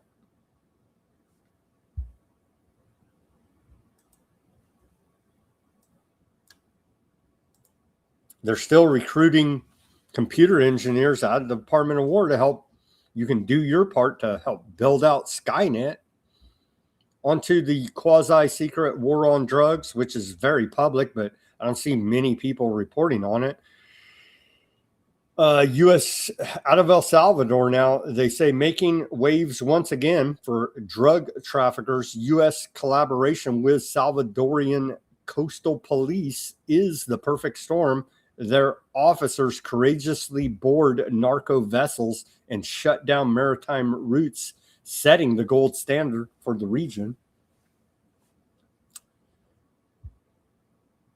And here's their little El Salvador military man with a flat hat right there.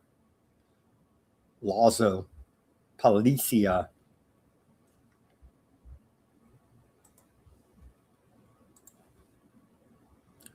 Here's U.S. Southern Command. They say, ready for anything, U.S. Marines with littoral Combat Force 24 remain a versatile, synchronized, and lethal force in the Caribbean, providing the critical flexibility to transition rapidly from delivering humanitarian disaster relief in Venezuela to securing the Western Hemisphere against narco terrorists. See, they can go like that, right? In the snap of your fingers, they can go from delivering humanitarian disaster relief aid to Venezuelans to murdering fishermen. Like literally that. They're the good guys. We're the good guys. USA, USA. Here's a video from U.S. Southern Command, Operation Southern Sphere.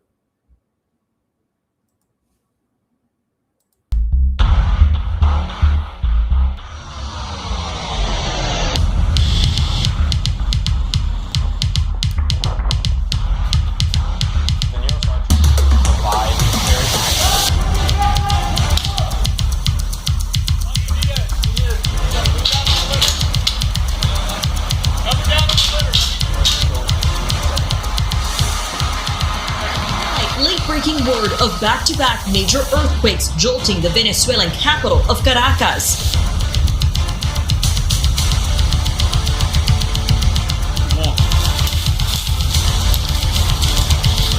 The first one measuring 7.2, the second 7.5.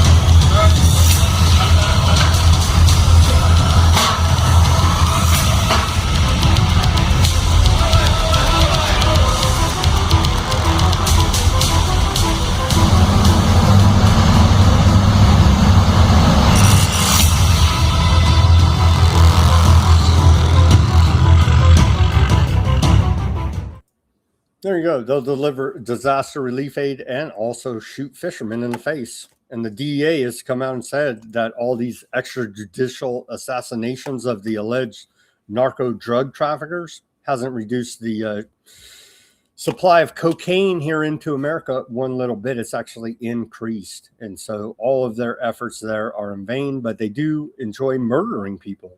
So we got that.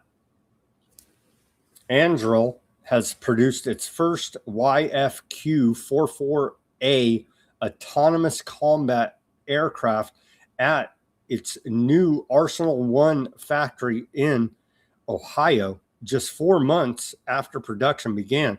The drone is part of the U.S. Air Force's Collaborative Combat Air Force program and is designed to operate alongside crewed fighters. Here's an image of that new drone out of Anduril factory. Very exciting there to murder more people. A U.S. startup's $240,000 autonomous sea drone got close enough to film a Chinese type 052D destroyer in Philippine waters. The footage highlights how cheap unmanned vessels can surveil and potentially threaten much more expensive warships. Here's that video out of Reuters, short clip here.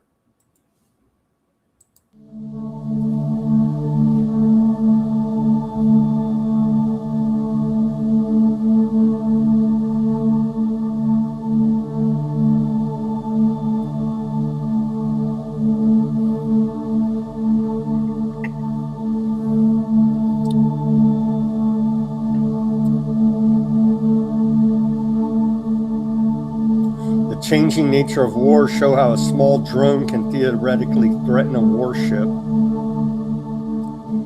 Yeah, and we've learned also that Iran has a lot better accountants than the Pentagon, shooting off these $3 to $4 million Patriot missiles at $30,000 Shahed Iranian drones. So very cost effective using these unmanned systems against the older legacy systems here now, warships included, along with all these other very expensive missile defense systems coming out of America, as we've seen and reported here now. We are indeed in a new age of warfare.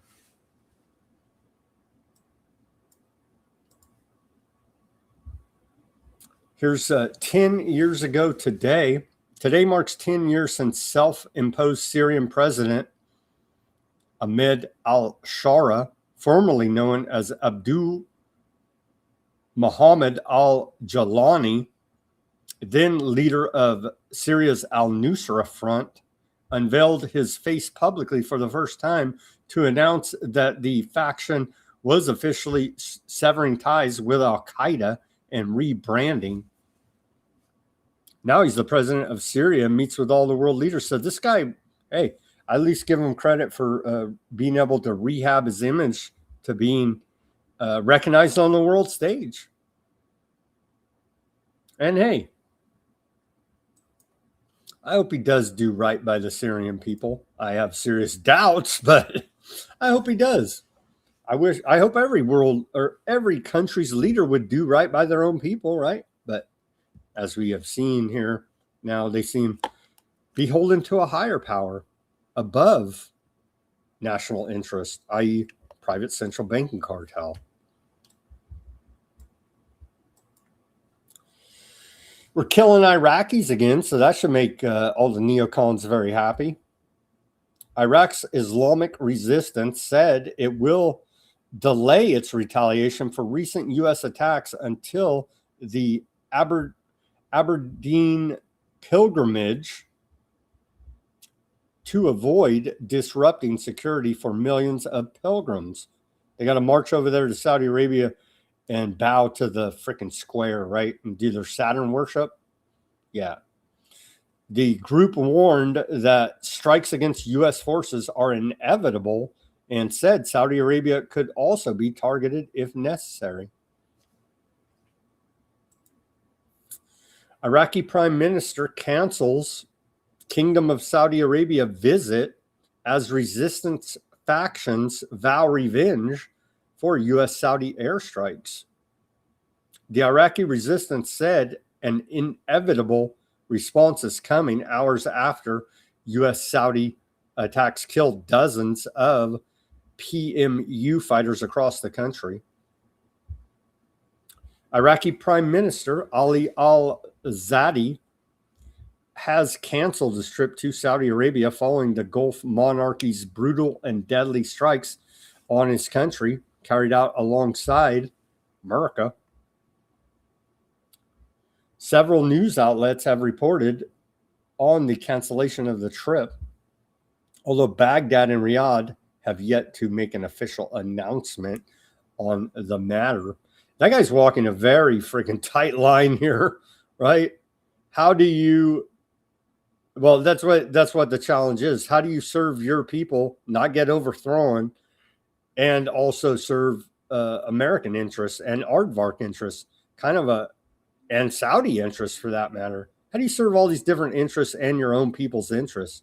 That's what they're up against there now in Iraq.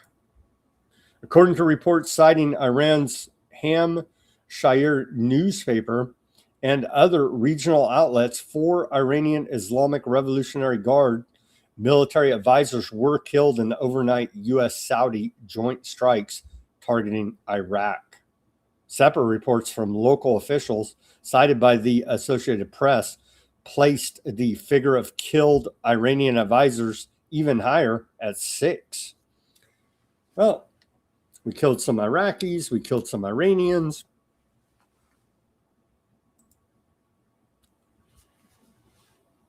Aardvark Land declares no more withdrawal from Lebanon, will demand freedom of action in coming talks. Tel Aviv told mediators in the Lebanon Aardvark Land talks that it will not agree to any additional withdrawals in the next round of negotiations next week in Rome and will instead insist on freedom of action, Hebrew media reports. Earlier today, the report came after a suspected Hezbollah drone hit occupation forces in southern Lebanon for the first time since the so-called truce. According to Aardvark Land Channel 12, Aardvark Land will insist on, quote, freedom of action to re-enter areas handed over to the Lebanese army in recent days. And they all said it too. I mean, give me a break. These ceasefire truces, it's bullshit. Katz, Smotrich, Ben-Gvir, Millet, they've all said it. Bro, we're taking this land. We're not leaving. And F you, basically. What are you going to do about it? But yet they continue to play these games like if the Lebanese government is even legitimate, it's a U.S. puppet. Oh, yeah, we're having ceasefire talks. Everything's cool. As the controlled demolition campaign of southern Lebanon has continued unabated. Aardvark land occupation forces conduct controlled demolitions in al-Masuri, southern Lebanon. Report out of the cradle. Here's some video. Ongoing attacks. They're in southern Lebanon. You can see right there. Here's some more. Targeting woodlands in Ali al-Tara Hill in southern Lebanon with incendiary munitions. Right? They're committing ecocide there as well, making the land uninhabitable. More giant bombings, the demolition campaign there. Intense aardvark explosions target the towns of Kafr, Tebnit, and Al-Taibeth in southern Lebanon. Quite an explosion there. The controlled demolition campaign ongoing in southern Lebanon. Aardvark forces target the southern Lebanese town of Halwa with massive bombing campaign, controlled demolitions. There you go.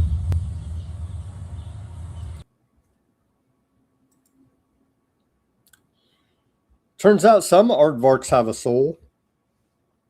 16 aardvark soldiers have died by suicide this year. A military mental health crisis deepens. 16 active duty aardvark soldiers have died by suicide since the start of 2026. Or maybe it was friendly fire. We don't know, but that's how it's being reported. I would like to think some of them have a soul and are not just, bloodthirsty, genocidal maniacs. I would like to think some of them have a soul. This report goes on to say 16 active duty Aardvark land soldiers have died by suicide since the start of 2026, according to Haaretz, after 2 female soldiers took their own lives in the past 2 days.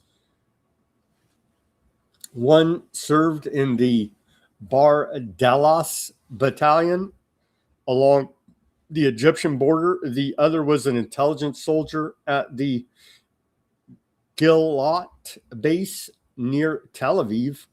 Haaretz reported the intelligence soldier had sought an early discharge or reduced duties because of psychological distress, but her request was denied before her death. Military police have opened investigations into both cases. The figure continues a sharp rise linked to the psychological toll of the genocide Aardvark land forces have carried out in Gaza, the brutal war and ethnic cleansing campaign in Lebanon, and illegal occupation of the West Bank and Syria. Aardvark land recorded 22 active duty suicides last year in 2025, the highest in 15 years. Aardvark soldiers have killed or wounded nearly 250,000 Palestinians in Gaza alone. Imagine that if one of them has a conscience. Imagine that. So they don't even care about their own soldiers, right? So Joe Blow, Aardvark soldier, they don't care about them no more than they care about the Palestinians. I mean, give me a break. Truly disgusting. Truly, truly tragic and disgusting. But those are the wages of war now, aren't they? And that's why everyone should be steadfast against war. We should be steadfast against war, because that's the wages of it, is death, destruction, suicide, post-traumatic stress syndrome, crippled soldiers all over the place, genocides ongoing. It's literally hell on earth. So everyone with a conscience should be anti-war.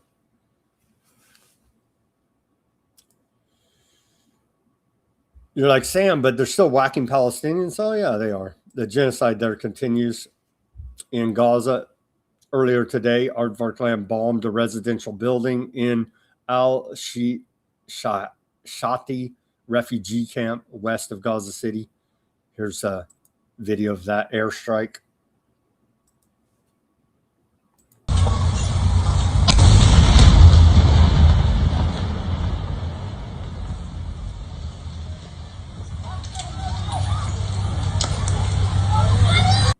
So like, we leveled your house here, go over there and live in a tent at the refugee camp. And we'll bomb the hell out of you there too. They're literally bombing refugees in tents.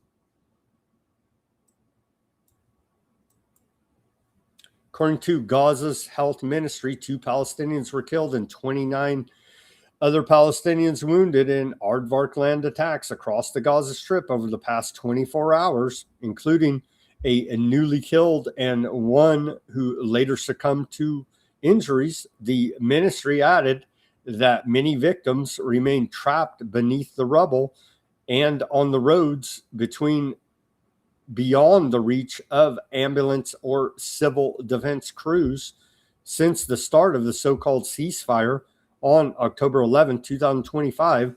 The ministry says 1,209 Palestinians have been killed, 3,943 wounded, and 803 bodies recovered from the rubble. And we know the bodies under the rubble are way, way higher. Statistics published by the Gaza Ministry of Health. Families wiped out from civil registry. Number of families wiped out from the civil registry, 2,276. Total number of individuals, 8,858. They're wiping out entire bloodlines. They're now of Palestinians. Families massacred with a sole survivor. Number of families, 2,348, with one left in that bloodline. Total number of individuals, 8,340. Families massacred and multiple survivors. Number of families, 4,903. Total number of individuals, 13,607.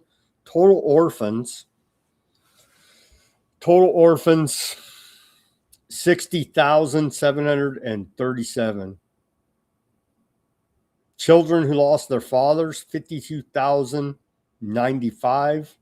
Children who lost their mothers, 5,929. Children who lost both parents, 2,713. Distribution of orphans by governate. I don't think we need to go through that, but you can see it's just horrific carnage, wiping out entire bloodlines of Palestinians, creating over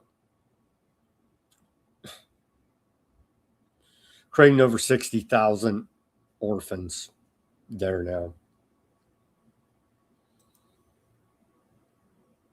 How else do you describe it but pure evil, man? Senator Chris Van Hollen has become the first Democrat senator to describe the surge in armed ultra-Zionist settler attacks on Palestinians as aardvark terrorism. He made the remarks in a video released today. How long is this video? We'll play this. Let's see. It's only 2 minutes by Van Hollen here. We'll play you the Van Hollen. X thought this video was too graphic for you to see and needed to be hidden. Well, I guess we won't show it. We're not going to show that if he's saying this. Anyway, we'll link to it. Let me read. I'll give you the readout here. as we're towing the community guidelines to keep this broadcast going. All right. So understand and know that. And I'm sure our audience does. Okay. Back to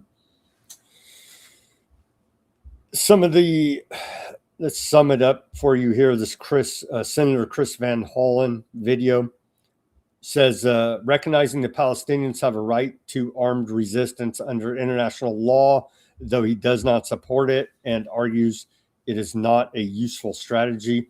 Supporting Hamas rights to participate in free and fair elections, but not by any individuals who were involved in or took part in what he describes as terrorist attacks. Demanding the Aardvark land release Marwan Barghouti. Van Hollen said he met with Barghouti's wife and son during his last trip to Palestine and noted that many Palestinians regard him as the Palestinian Mandela. Supporting a full sovereign Palestinian state with its own military. He said this would be a phased process rather than immediate upon recognition, but argued that true sovereignty includes the ability to defend and secure one's own borders.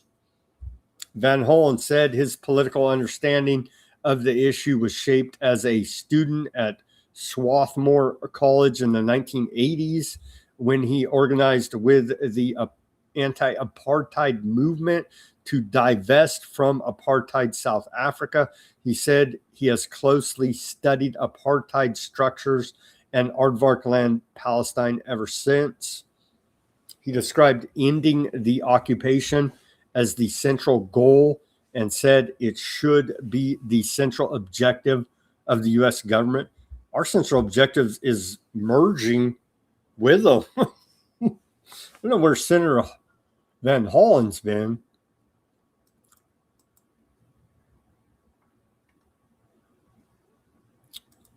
And then finally, Lindsey Graham worked alongside Netanyahu to stall ICC arrest warrants.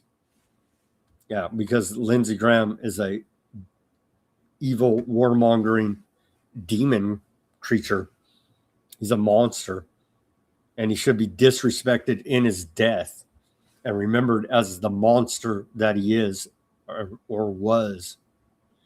The late U.S. Senator Lindsey Graham secretly collaborated with Milei Prime Minister, Shadow President of America, to leverage sexual misconduct allegations against the recently removed International Criminal Court Chief Prosecutor Karim Khan in an effort to delay arrest warrants for Netanyahu and his former war minister, Gallant, according to a report out of the New York Times yesterday. And so there you go.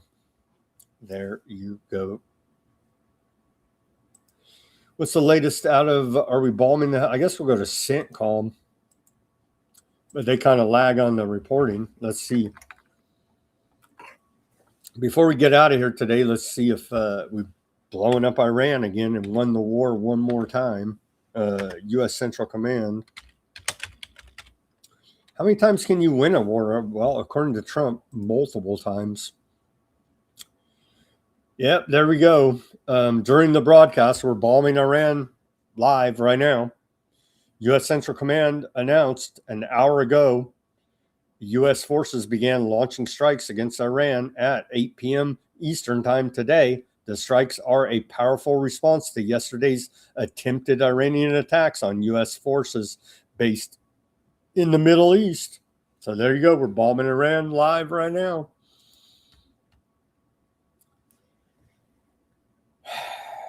Latest headlines out of Iran International. Yeah, we just covered that. U.S. launches strikes against Iran after attacks on American forces.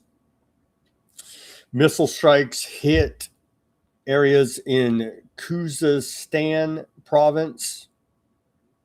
Iranian officials say Senate to vote on Iran war powers resolution tomorrow. U.S. strikes targeted locations in Abadan, Iranian officials say. 3 explosions heard in Qism Island. IRGC affiliated Tassim News reports. Maybe that's why they got banned off the X. Trump set to meet Saudi defense minister amid Iran escalation. That's all the headlines out of Iran International. Yeah, we're bombing them right now. We'll have more details about that tomorrow for you as they become available. Let's take a look here now. Al Jazeera, and we'll wrap up this Wednesday edition of Weaponized News. Explosions hit southern Iran as U.S. launches strikes over attack on Jordan. Oil prices ease despite escalating tensions. U.S. strikes hit Iran. 2 hospitalized following U.S. strikes on Qassim. There's no indication yet what the targets are. So, yeah. Bombing them right now. Let's pray for peace, friends. It's not looking good. It's looking quite horrific, actually, here now. And get our troops out of there. Get our friggin' troops out of there already, man. They're sitting ducks. It's ridiculous.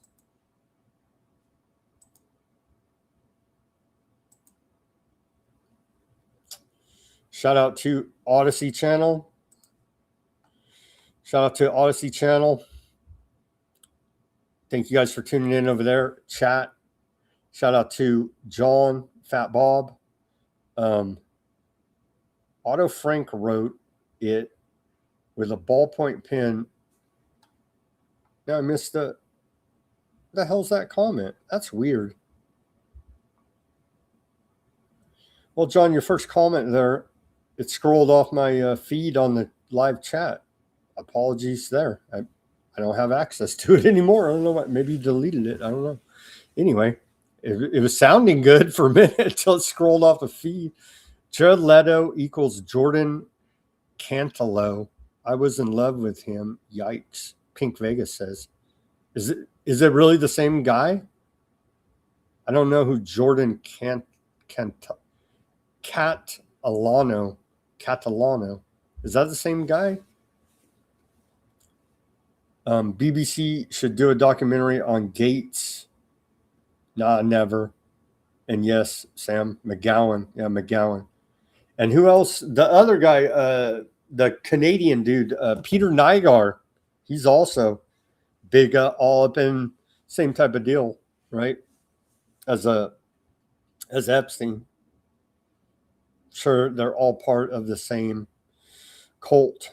Leto is starring with Tim Cruise in the latest Mission Impossible as the good guy. Fat Bob says, is that true? Yeah, wouldn't surprise me.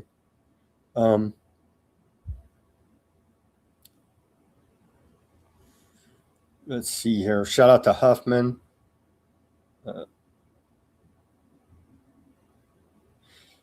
Huffman says Virginia Guffrey was a Dershowitz plant to discredit real witnesses. Huh. Well, there's a bunch of them, so it didn't work. Let's see. John says, Bob, he was referencing Dave McCowan, carpenter, researcher, author of Weird Scenes in the Canyon, and another book linking serial killers to Operation Phoenix in Vietnam. Indeed. Thank you. Yeah. To clarify on that, I was saying that the compound that the intelligence agency, the military, had there in Laurel Canyon was, I believe, bought by Jared Leto, the same one they used to run operations there in Laurel Canyon. And I do believe that's what has gone down here now. Let's see. Huffman says, let's see, First John says, I think there was a 3-day lull. Now Trump's ego is involved again. That news about the undetectable Iranian drone doesn't scare Trump because he hides in Florida. Huh. The Orange Aardvark said he would Many more soldiers, sailors, airmen have to die for the vile. Yeah. Jeez, man. Huffman says the Larry Johnson ex-CIA guy got incredibly frustrated that other night when someone asked him what the Ukrainian soldiers were doing over there. Well, they're running freaking ops for freaking us is what they were doing there. They're running ops in Iraq for America is what they were doing there. I mean, obviously, right?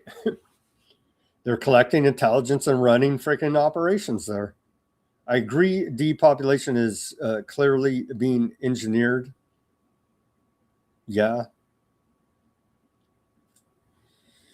To pull off their takeover, Aardvarks put the actor wrestling MC in office to destroy America. Hey. They know what they're doing. It worked. It worked. In large part, it has worked thus far. So I would say they know what they're doing.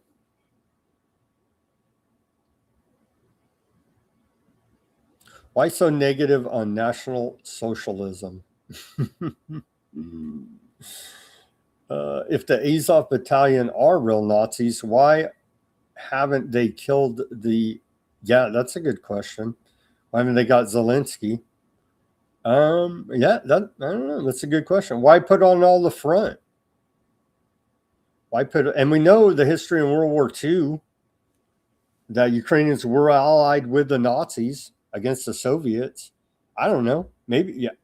I don't know. Why put on all that front? And then why put on the front in 2019 that, oh yeah, look, Ukraine, maybe there's something funky going on here. Why they got all these battalions of Nazis waving freaking black sun flags and all this? Why put it? I don't know. Maybe it's just a long running psyop. It could very well be. It could very well be there, John. Why'd they put on that front? And then when Putin did the unprovoked invasion, deny all that. Literally, they were censoring, banning people for saying, look at your 2019 report where you highlighted all this. What's up with the Nazis in Ukraine? I don't know. Maybe it's all just part of a giant op. Very, very well, maybe. Let's see. AI wingman next.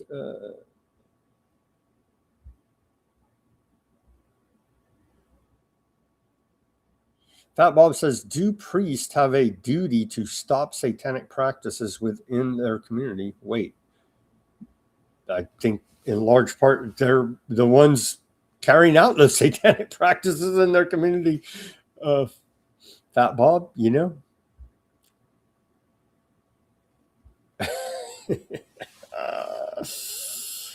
Some Fat Bob comments. You covered Alex Jones calling Trump impeachment and not a... Oh, man.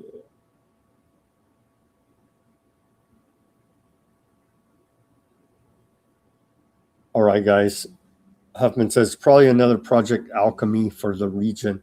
All right, friends. Thank you for tuning in on the... And who is that guy, Pink Vegas? Is that the same guy, just different names? I'm going to have to look that up.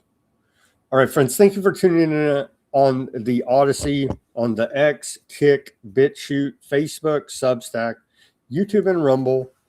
Let me go over to the Rumble and YouTube chats and see how that went today. Shout out to Terry from the Philippines on the YouTube. Shout out to Silver on the YouTube or on the Rumble.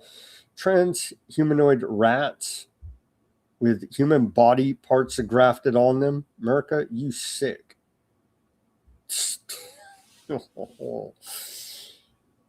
Yeah. People have known for a long time, Arcane says on YouTube. Probably a laundry fire. That was because of the Patriot Act. Trump punching the air now. The leprechaun only focus on pocketing more and more money, right? Who's the leprechaun? Is that Fauci? Or just like leprechauns in general? U.S. politicians take bribes from Malay. Yeah, well, it's well documented, right? It's well documented the power of all these different lobbies, but the most concerning are ones from foreign governments that get us involved in wars. Those are extremely concerning. Lobbies controlling our democracy here now. Let's see. Bless me. This is not going to be good for America. You're telling me it's already horrific for America. Denver says GD Michael Bennett and GD clarinets. Oh my gosh. Peter says you look like a Disney villain. I look like a Disney villain? Really? I never heard that one before.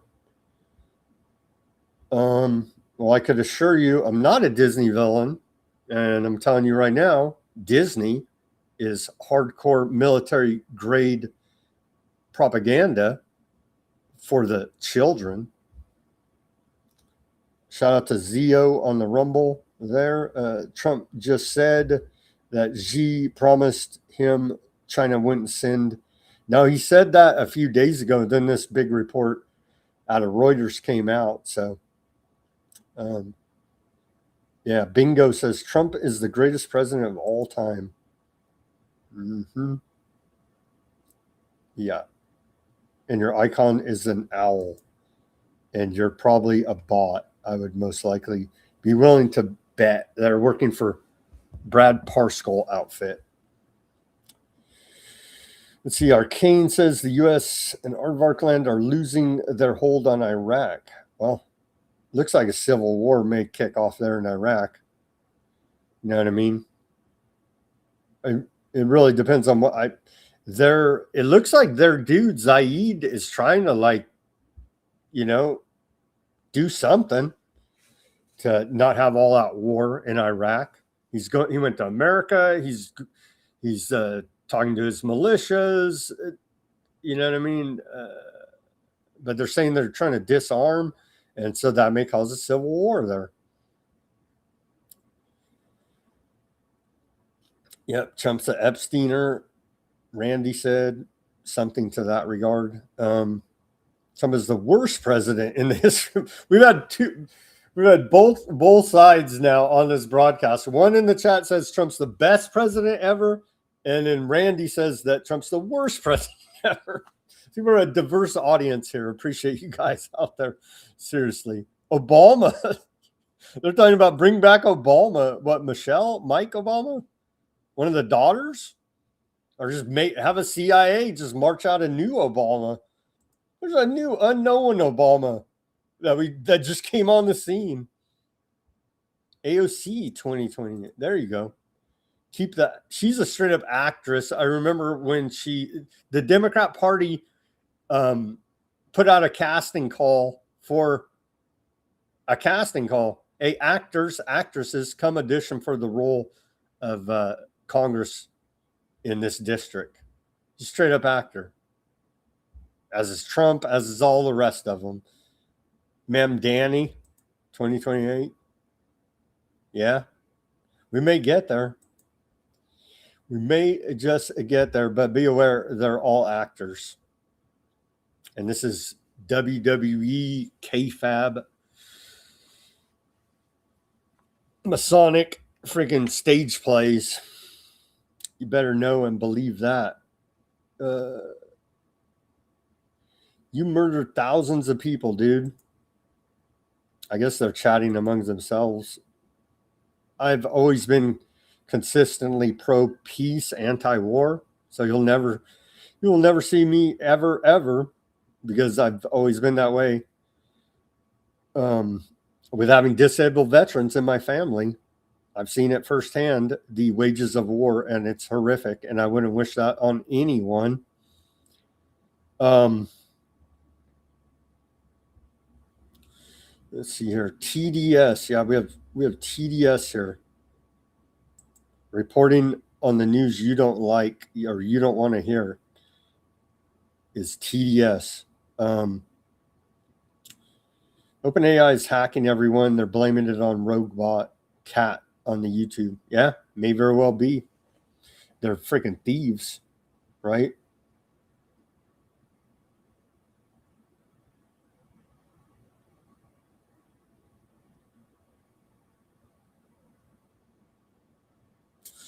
Bardo on the Rumble. Yeah, Dave McGowan. That's the guy. Leto did buy it, Bardo said. Yes. Did you look it up or did you just know that? You knew that from watching Weaponized News, because I remember the only way I know it is we reported on it, and I remembered that. And there's a bunch of other reports. He's doing all these sex cult, weird stuff, right?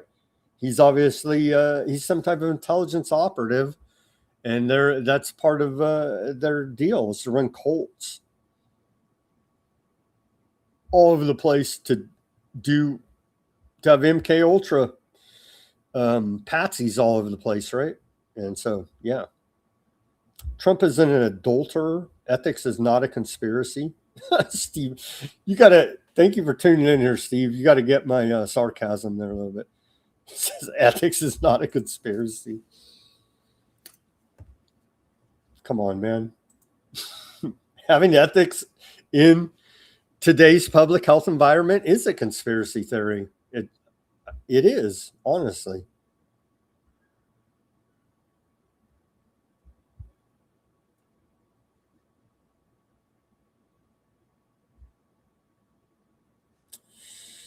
They say they're talking about Masons here. Yeah, they probably all are part of Masons, but even way deeper secret societies than just that, right? To be in that elite of class, what was it? 0.0034 Americans hold 12% of the wealth, 0.00001%, something like that, right? From that report earlier.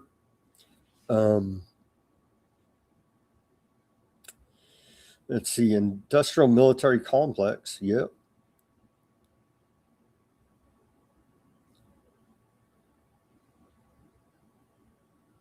Child says they call for death to America every newscast and have killed our troops without the least consequences. It has to stop, and Trump has the balls to do something about it. Have you seen Fox News there, child of God?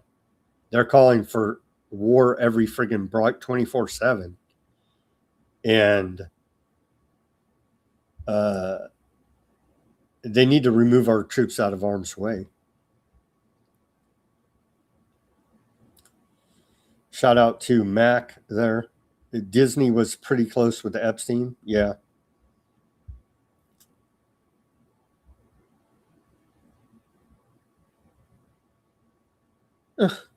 Yep, they're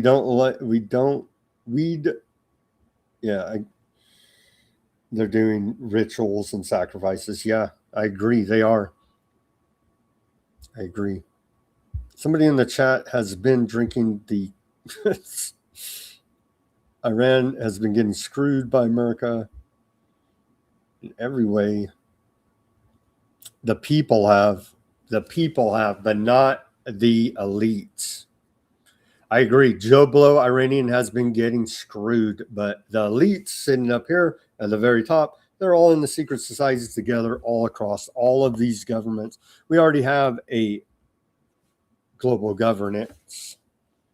They have summits called the Global Governance Summit. We saw during the bad times, all governments essentially in lockstep with their public health policy. That was evidence enough for me. And there's all this other evidence that, oh yeah, by the way, they're all in these secret societies throughout the world. And the only way you can even achieve any position of influence is to be part of that same secret society global structure.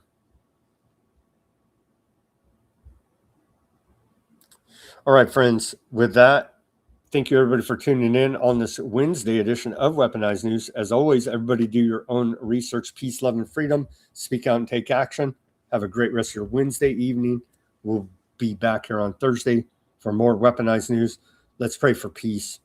Seriously, we're bombing Iran right now. It's quite horrific. Let's pray for peace and have a great rest of your evening. We'll see you back here tomorrow for more.